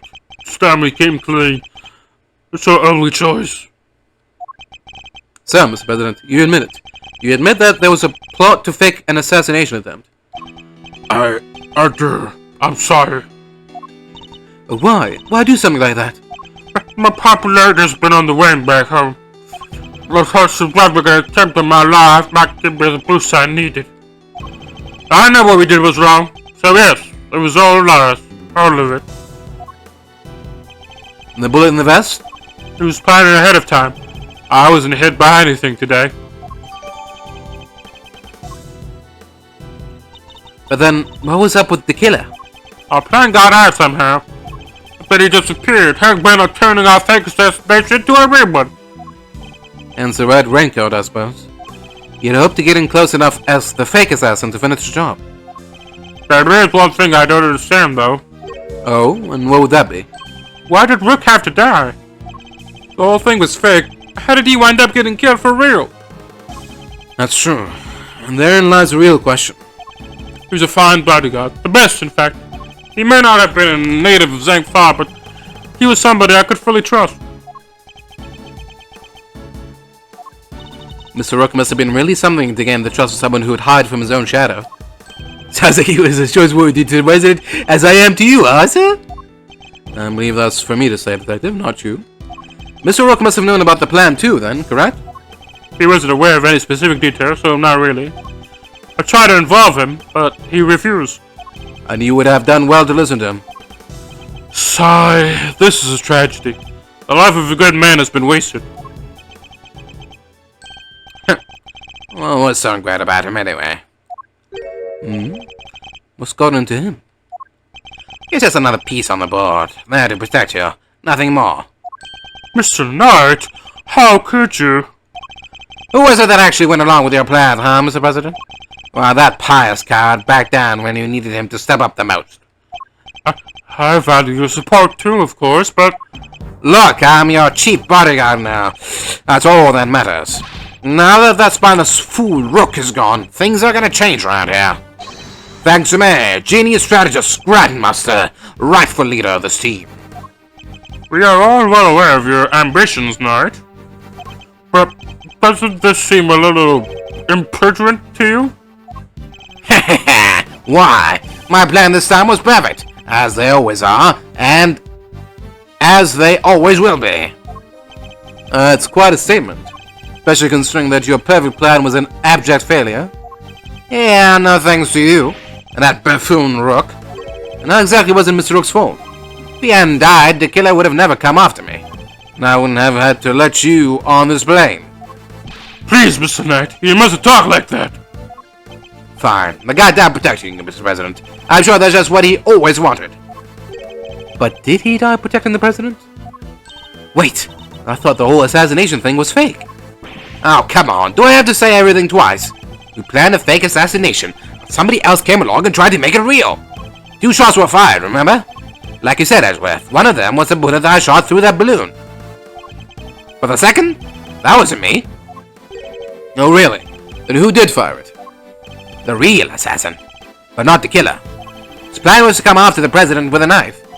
Now, most likely suspect here is the piece cowering quietly in the corner. Our lily white queen over there. What? Miss Lloyd? Again with this? I'm not your dang assassin.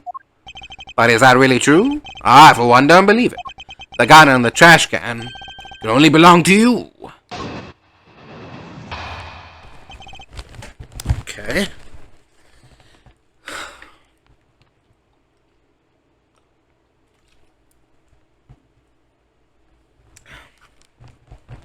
I thought we already proved that you shot Rook, or was that just in my head? I thought this case was already over. Okay. Looks like it's not. As soon as I shot that balloon, I rushed over to help Rook escort the president back onto the plane. I left Rook here in this room while I secured the president in the safe room. When I came back out, Rook was lying there on the ground. This journalist must have shot Rook while we were escorting the president off the stage. That single killer shot was fired by the gun you found in the trash can. So you don't actually know when the victim was struck by the bullet, do you? The knight doesn't protect the Rook, Edgeworth. He protects the king. You want to translate? It means that his only concern was protecting the president. Lose the king and you lose the game. Isn't that the first rule of chess? But a win in which a key piece is sacrificed is a hollow victory indeed. Doesn't matter, it's still a victory. I kept the president safe. I win. Well, it's a bit early to be calling our lone a match, in any case, for this is where our battle really begins.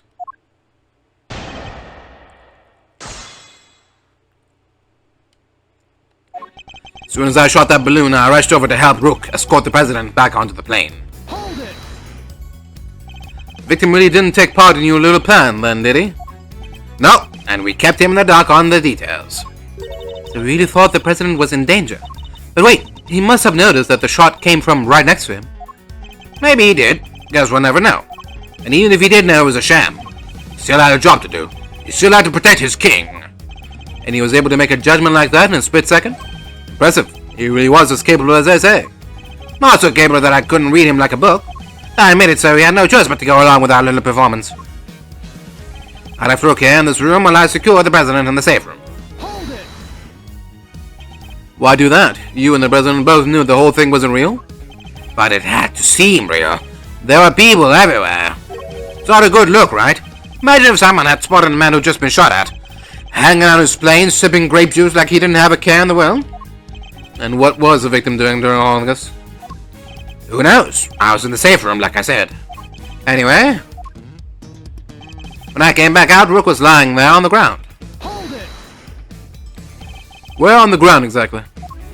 Right where he is now, the middle of the floor. Door to the outside was shut, though. Guess a bullet must have hit him right before he closed it. And thanks to his little blunder, my whole plan fell apart.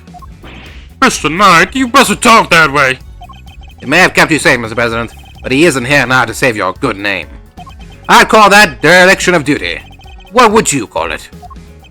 An honorable try, which is more than what you'd give, I'd say.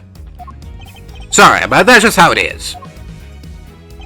Miss Journalist must have shot Rook while we were escorting the president off stage. Hold it! Weren't you and Mr. Rook both carrying bulletproof attaché cases? Yeah, opened them right after Rook spotted the laser sight. We moved into covering positions and used them to shield the president. So the bullet that hit Mr. Rook traveled through a gap in that defensive shield. Do you really believe Miss Lloyd to be that skilled a marksperson? Heh, no, she was aiming for the president. That makes her a lousy shot. So it was pure coincidence that Mr. Rook was hit, and the bullet simply happened to find its way past your attaché cases and through the gap in his vest. Seems crazy to me too, but the facts are the facts. It was a shot in a million, but the shooter hit the bullseye, and the proof is in your hands. That single killer shot was fired by the gun you found in the trash can. Hold it! So the second shot had nothing to do with you. Right, that one was fired by your little friend. Imagine the scoop she'd have bagged if it hit its mark. I'm a journalist, you hear? I don't make facts, I report them. Yeah, journalists who sign up to a fake assassination plan in the hopes of getting a story. That's not... Look, I'll admit it, I set the whole thing up. And your role was to aim that laser pointer at the president. It's not my fault that wasn't enough for you. You're the one who decided to bring a gun to the body. Who knows, maybe you thought if you kept on shooting, you could shut me up too. So Mr. Knight's suggesting that he first fired one shot, and then Miss Lloyd fired one more. Yeah, basically implying that Tabby also had a gun on her. Beats me where she could have gotten one from. But hey, this one is pure conjecture. Can't prove any of it. You're right. Let's hit him with some cold, hard, undeniable evidence. Alright, this one should be easy. Objection!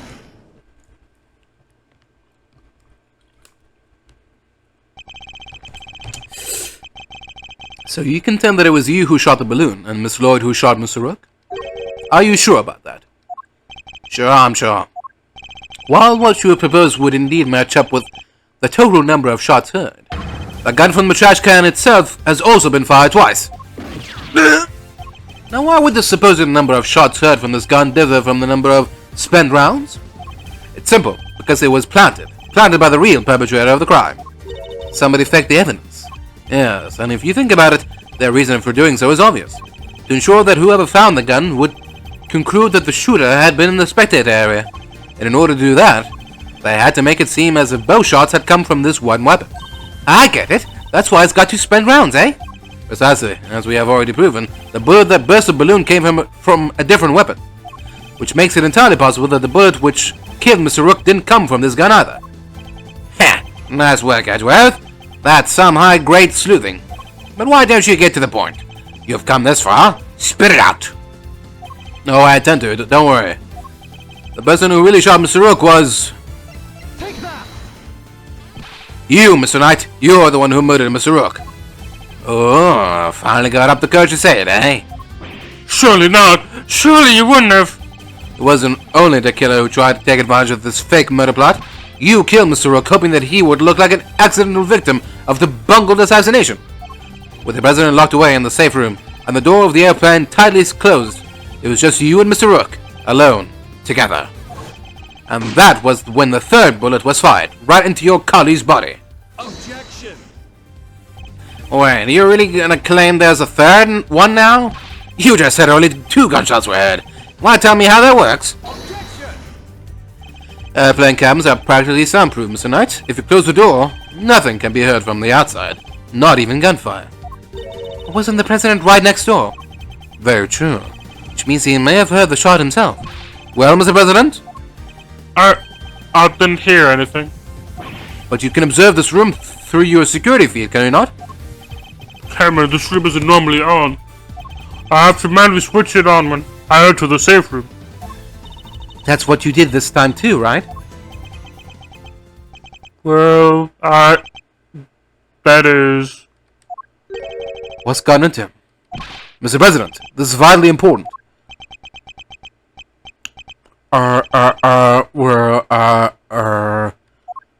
Please, President Wang. Fine. I was busy hiding under the bed covering my ears. What? Even though you knew the whole thing wasn't real? Yes, because I hate the sight of guns. Just the slightest hit of that awful noise. Oh, it's just too much.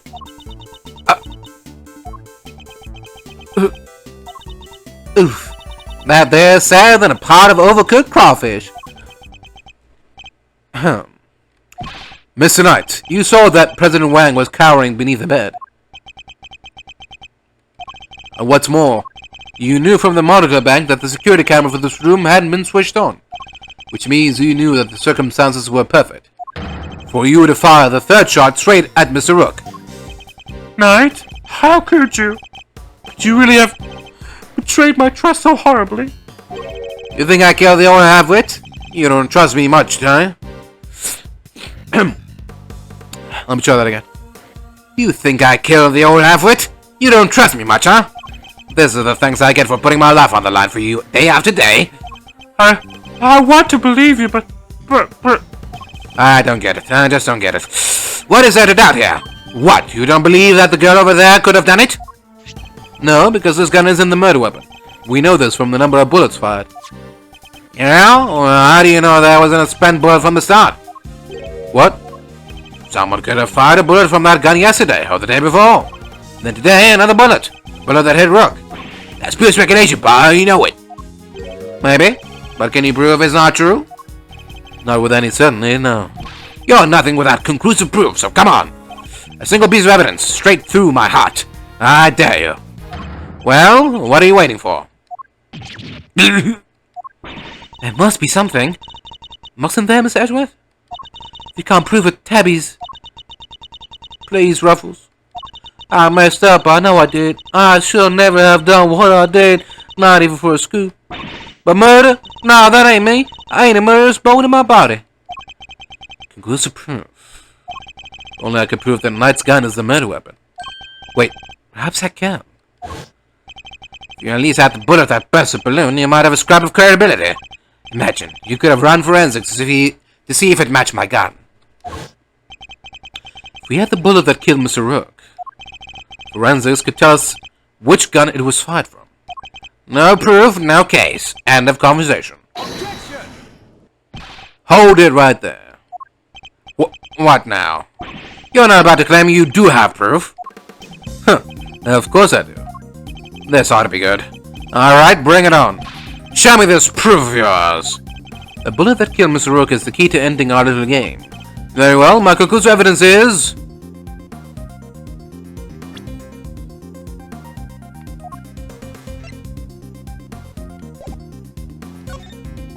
You want proof? Well, here, looks like somebody made an illegal move. Well, 2 can play at that game. Hey, Edgeworth, I've got something for you. A single penalty straight through your heart. Rook was killed in here, so where's something else? Fine. Should have worked. Not currently in my possession. Alright then, thanks for playing, folks, but that's game over. However, it is here in this room. What? As we know, the bullet that killed Mr. Rook passed through his body. But where did it end its journey? Perhaps we should cast our minds back to an earlier conversation. After passing through his body, the bullet that took Mr. Rook's life then found itself lodged in the vest. He's right. If the president hadn't been wearing that vest, things could have been a lot worse. But now, of course, we know that the so-called assassination attempt was a complete fabrication. The vest was prepared in advance, made to look as if it had been hit by a bullet. Which begs the question, where is the real bullet? I like it. A twist. This is good stuff, Edgeworth. Come on, then. Don't keep us in suspense. Any of the evidence point to where... Oh, gee. Could it be the evidence I tried to point? And you shut me down? On thin ice here, game. Thin ice. Take that! Something very clearly missing from this room. Yes, a prosecutor with some common sense. Take a look at the bank of security monitors. I see you've caught on, Mr. President. Splendid. There are screens here showing views from all around this airplane, inside and out. The only external angle not covered is the right-hand side of this aircraft, and that's because one of the monitors is missing. There was a monitor in that space previously, wasn't there, Mr. President? There was. I have no idea what my plushie is doing there now, though. It appears to be someone's vain attempt to hide what is obviously lacking. But where did it go and why? The why is easy enough to answer, because it was struck by a bullet. For if we were to believe that the bullet in the vest was the real deal, then anything that hinted at the existence of another bullet had to be removed. So, where did the missing monitor go? Where indeed? I believe that it must be hidden somewhere on this plane. After all, there wouldn't have been time to dispose of it outside the aircraft. Detective Gumshoe, conduct a search if you would. Right away, sir. Mr. President, extraterritoriality, remember? I have no objection to the search. Please, go ahead. If it will help us discover the truth behind what happened to Rook, I will not stand in your way. What are you... I don't believe this. Rook this, rook that. Don't you ever think about anybody else? The search has been authorized, Detective. If you wouldn't mind. So, I found the monitor. Excellent work. Now go ahead and extract the bullet. Let's see. If I put my head in here and just... Come on, come on, come on. Got it. Well, would you look at that? Blood. This is the bullet that killed Mr. Rook. There's no doubt about it. And there you have it, Mr. Knight. The single piece of evidence you requested, straight through your heart. Even you must now admit, if this bullet didn't come from the spectator area gun, then Miss Lloyd cannot be Mr. Rook's killer. What, no pithy comeback? Detective, have forensics analyze the bullet for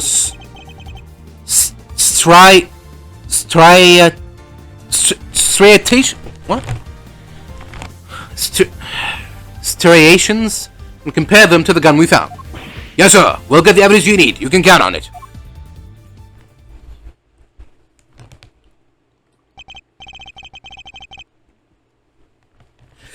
Alright, let's hear what forensics has to say.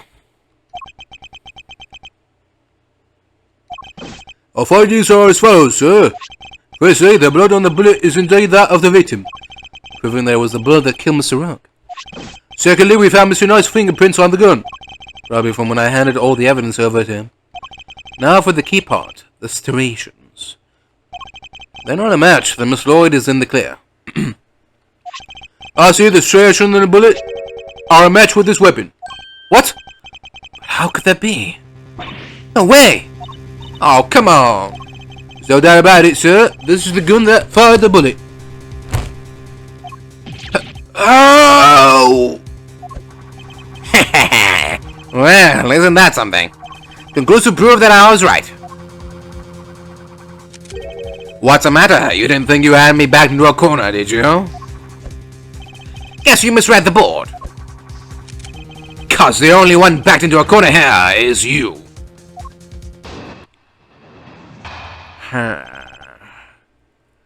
How did you do it, Knight?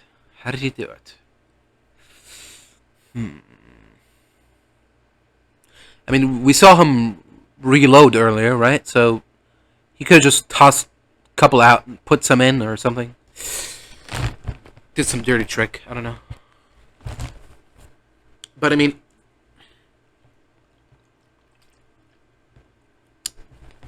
if he was supposedly in the plane the whole time, then yeah, I don't know. I don't know how to explain this. Alright. There's no denying it. Forensics prove that the gun and the bullet are a match. The bullet that killed Rook was fired from the gun you found in the spectator area. So who pulled the trigger? Can't have been me. I was up on stage, which leaves your little friend.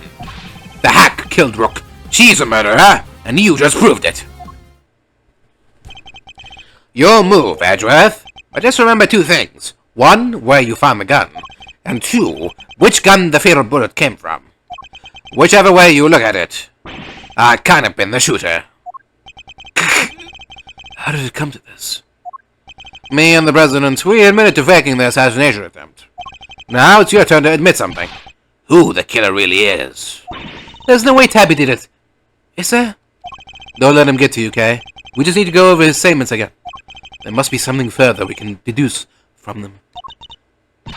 Okay, let's do this, Miss Edgeworth.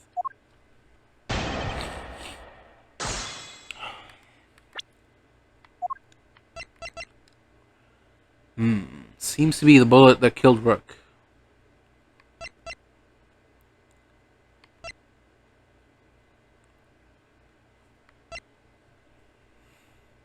Well, again, like I said, I never hypothesized that Knight shot Rook inside the plane. I always thought that Knight took out his gun here and shot him here. The second shot was here. Yeah, he shot the balloon, then he shot at Rook, and then he tossed the gun away. Right? Or is the story of the discarded gun that it was in Lloyd's possession from the start, and he never got to use it? It could have been switched up. Maybe it was switched up after. I don't know. Okay. There's no denying it. Forensics prove that the gun and the bullet are a match. Hold it! No, that's... Objection! What was it you said? That forensics would back you up? How does it feel to be shot in the chest by your own cuckoos approve, eh? Not so good, I imagine. The bullet and the gun are a match, Miss Edgeworth. That kinda has to mean that Tabby pulled the trigger, no? Even so, I simply can't accept that. Why, sir, you still deny the evidence. There isn't. So, what am I missing? If I assume Miss Lloyd to be innocent, then the gun and the bullet shouldn't be a match. What is it, Kay? I was just thinking, the evidence points to something that doesn't seem possible. Then maybe there's something wrong with it. You're asking me to call the evidence into question. Well, there's no way Tabby did this, right? So if the evidence says that she did, then the problem must lie there. You seem very sure about this. Call it my great thief's intuition. Intuition? Huh. Still, she could be right. I simply don't believe Miss Lloyd to be a malicious liar, which means... As someone who believes that evidence is everything in court, the irony is not so lost on me, but... If I were to call a piece of evidence into question, it would have to be...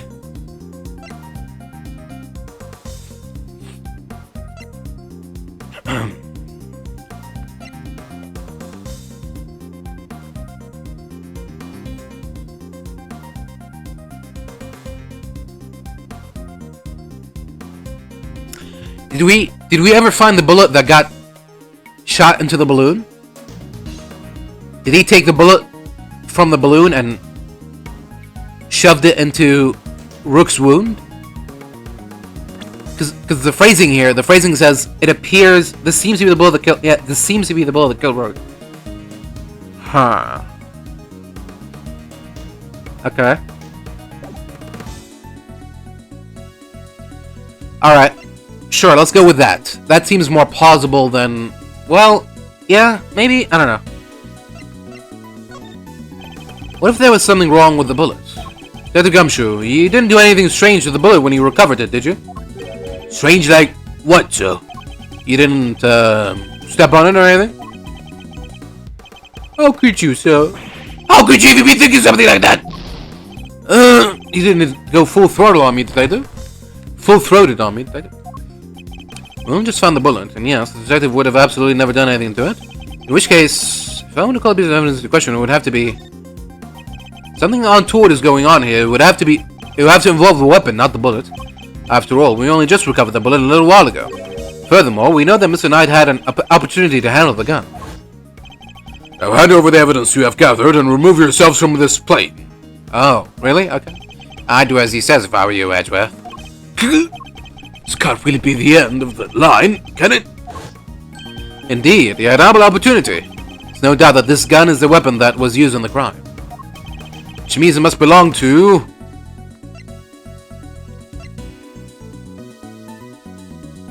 Take that! The gun belongs to Mr. Wright. He switched them around. That has to be it. Right, that's how he did it. Okay. Sure, I can see that. The bullet that killed Rook was fired from the gun you found in the spectator area. What did we just update? Oh, we just... Yeah, okay. Without any proof, we just concluded that it was switched around. Okay. The bullet that killed Rook was fired from the gun you found in the spectator area. Mr. Knight. No, you hold it. You are the one who proved this. Or are you saying that forensics was wrong?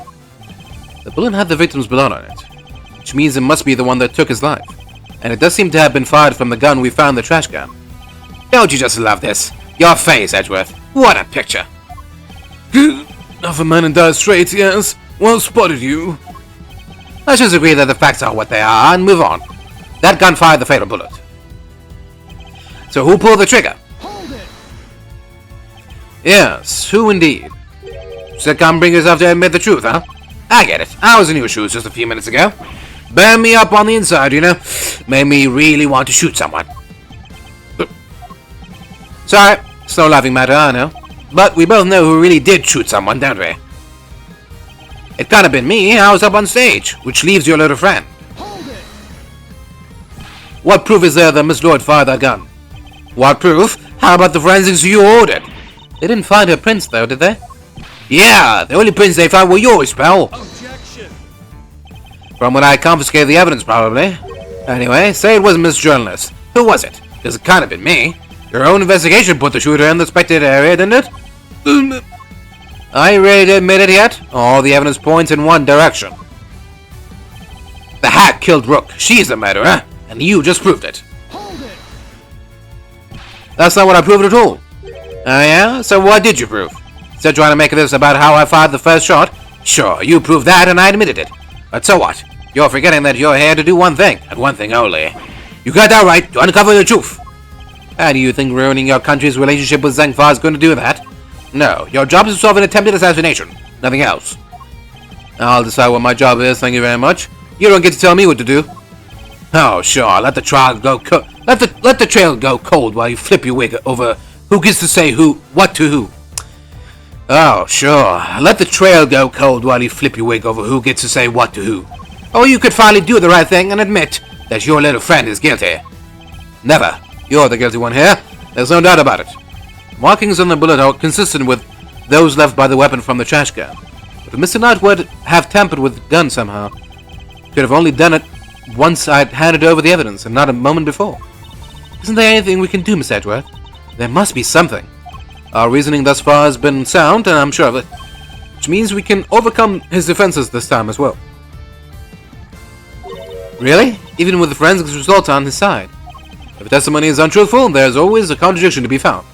Let's listen to what he has to say for himself one more time. Objection! Kapuya. And what do you have to say about this, hmm? Come on, you're a chess guy. You know the rules as well as I do. What to do? This evidence it... Ha! Gotcha! Once you touch a piece, you gotta move it. And you just made the wrong move. Own it, Edgeworth. Go... How could I have...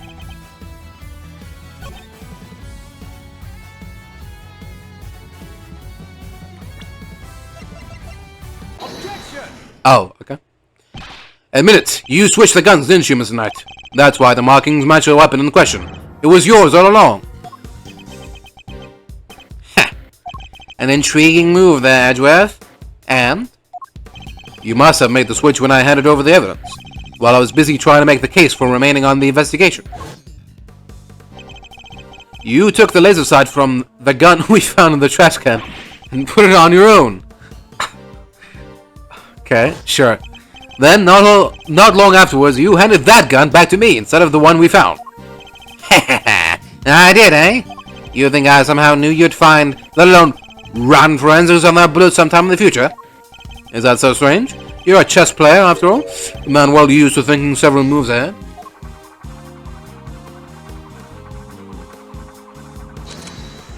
I'm flattered, but much as it pains me to admit it, you're overestimating my abilities.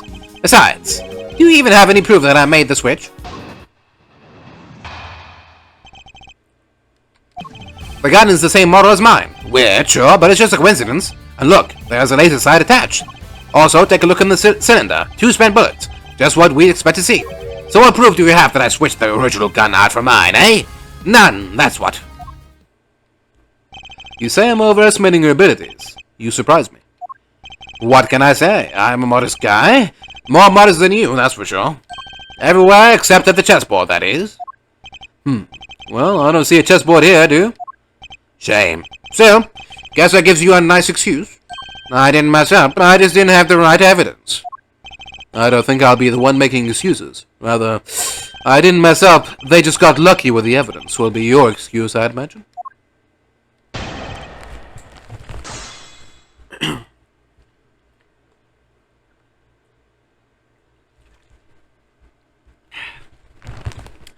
Now who's overestimating their abilities, Edgeworth? I don't even know what to counter with that. Proof that he switched up the gun? Okay. The gun is the same model as mine. Weird, sure, but it's just a coincidence. Hold it! A coincidence, you say? Or was it a necessity? Can't be both, pal. Sure it can. We bought guns need to protect the president. And the girl needed to use a gun, but she probably doesn't know a whole lot about them. It's also far-fetched for her to pick something she's heard of that we also happen to use.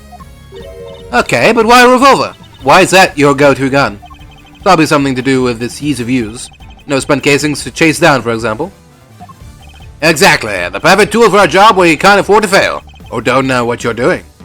Still, coincidence, necessity, doesn't make a whole lot of difference either way. And look, there's a laser sight attached. Hold it! Because you swapped it on there. Put up or shut up, Edgeworth. Where's your evidence?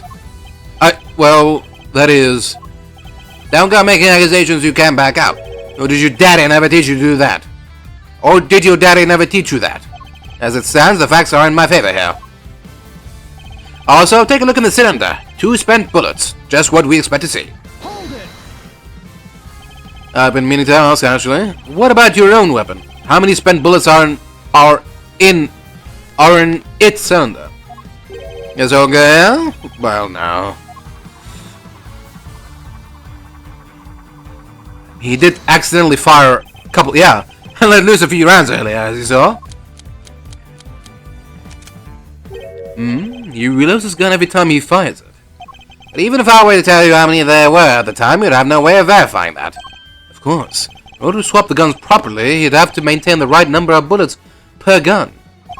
He didn't have the chance to put on any gloves, though, which means... Alright, I think it's about time you did the right thing and resigned, don't you? Game's all but done, see? So what proof do you have that I switched the original gun out for mine, eh? None, that's what. Hold it! The proof is... something you clearly don't have. If you did, you would have made your move by now. We do have proof, right, Miss Edgeworth? You won't be given the chance to investigate any further. We'll have to work with what we've gathered. Think, Miles, think. Consider all the possibilities. Hehehe. If you've got the goods, it's now or never. How are we supposed to prove he switched the guns? Unfortunately, we don't have any direct evidence of his wrongdoing, but that in itself is proof of a kind. Because otherwise, the striations shouldn't line up like they do, right, sir? Right. We must carefully consider and infer what we can from the evidence he brings up in his testimony. The truth is in there somewhere.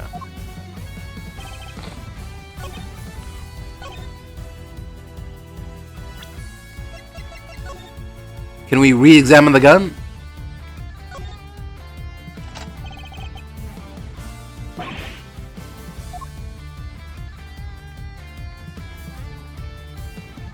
Nothing different here.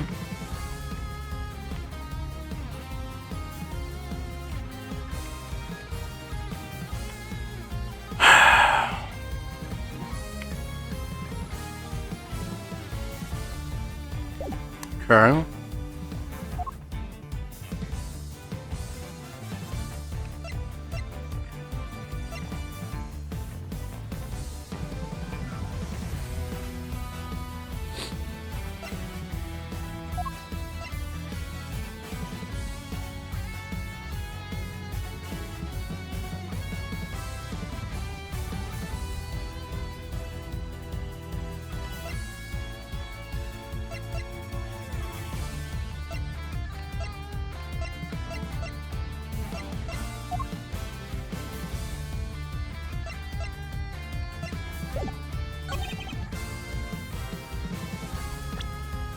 You just present the gun again and ask to fingerprint the bullets? Objection! Sure.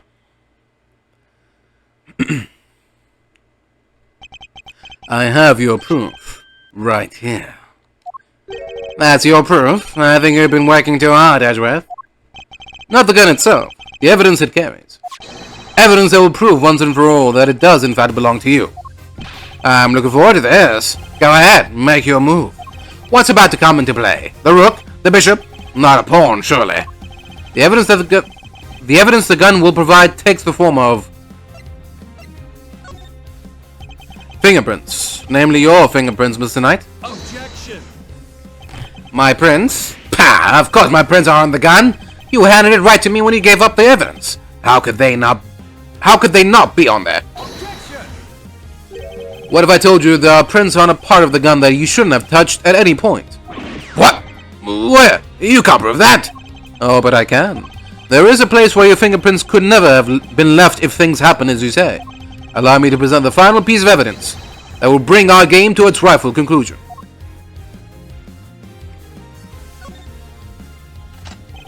Here, look closely at the cylinder, Detective. 2 bullets fired, but where are the prints we're looking for, sir?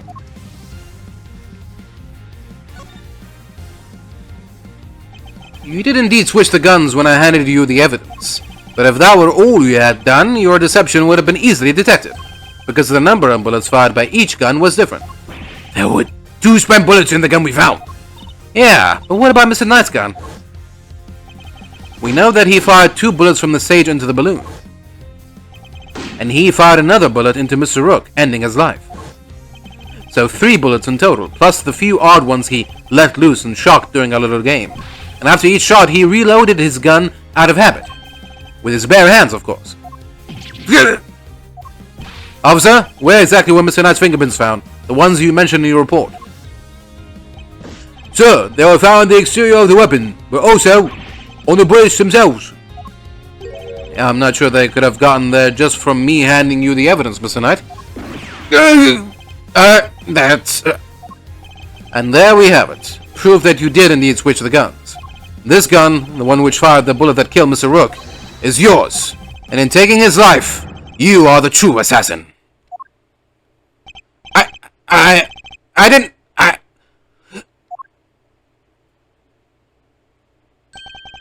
Checkmate.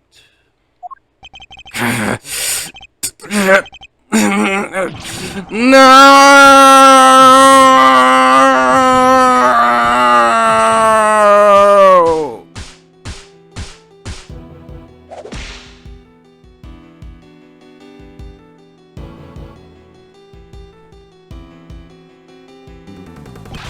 I was going to be the new chief of security. That blasted Rook. If it had been for him, I would have been in charge by now. I would have been in control of the whole team. My plan was perfect. The fake assassination was supposed to be flawless.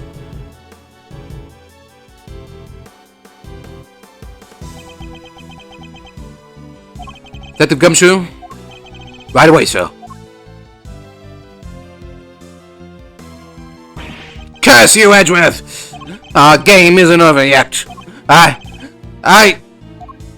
I'm afraid this is as far as we go for today. The next moves we play will be in the courtroom. But it's not fair. It's not fair.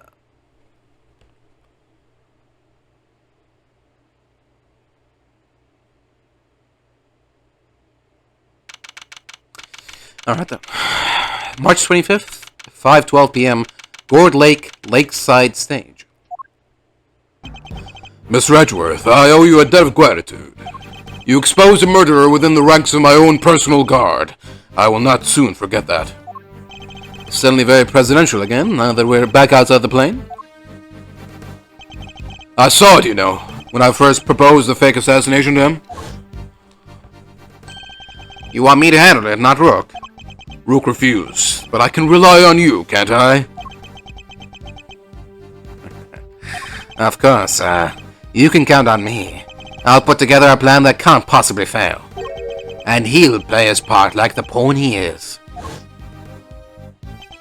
The hatred in his eyes was plain to see. He despised poor Rook. I was not entirely comfortable about moving forward with Knight in charge of our little deception. Looking back, I think he sensed my discomfort. I can't help thinking I played a part in his decision to end Rook's life. Mr. President, none of this would have happened if you hadn't plotted to fake an attempt on your own life. That was your crime, and it is a crime you will have to live with. You are right. I can only apologize for the part I played, and I will no doubt be made to pay for my actions in one way or another. But I thank you, nonetheless. You solved the riddle of Rook's demise, and for that I shall be eternally grateful. I will be here in your country for a little while longer yet. When I have returned home, perhaps you will visit us in Zheng Fa. You will always be welcome.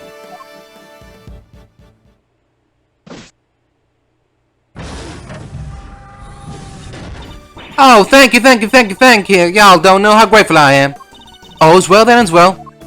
Miss Lloyd, the accusation of murder made against you was of course entirely groundless. But the fact remains that you were a willing participant in the staged assassination attempt.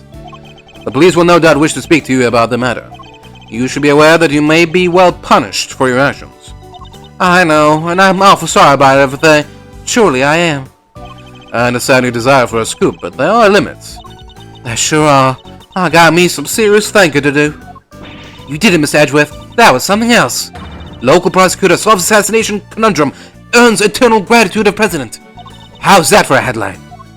Hey, there's my department.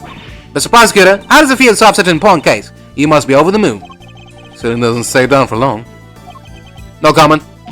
Dang, you're one tight-lipped son of a gun. As well as I should be. This case is not over yet. Is it? How comes, yo? Because until we unravel the story behind this, the case will... Oh. Because until we unravel the story behind...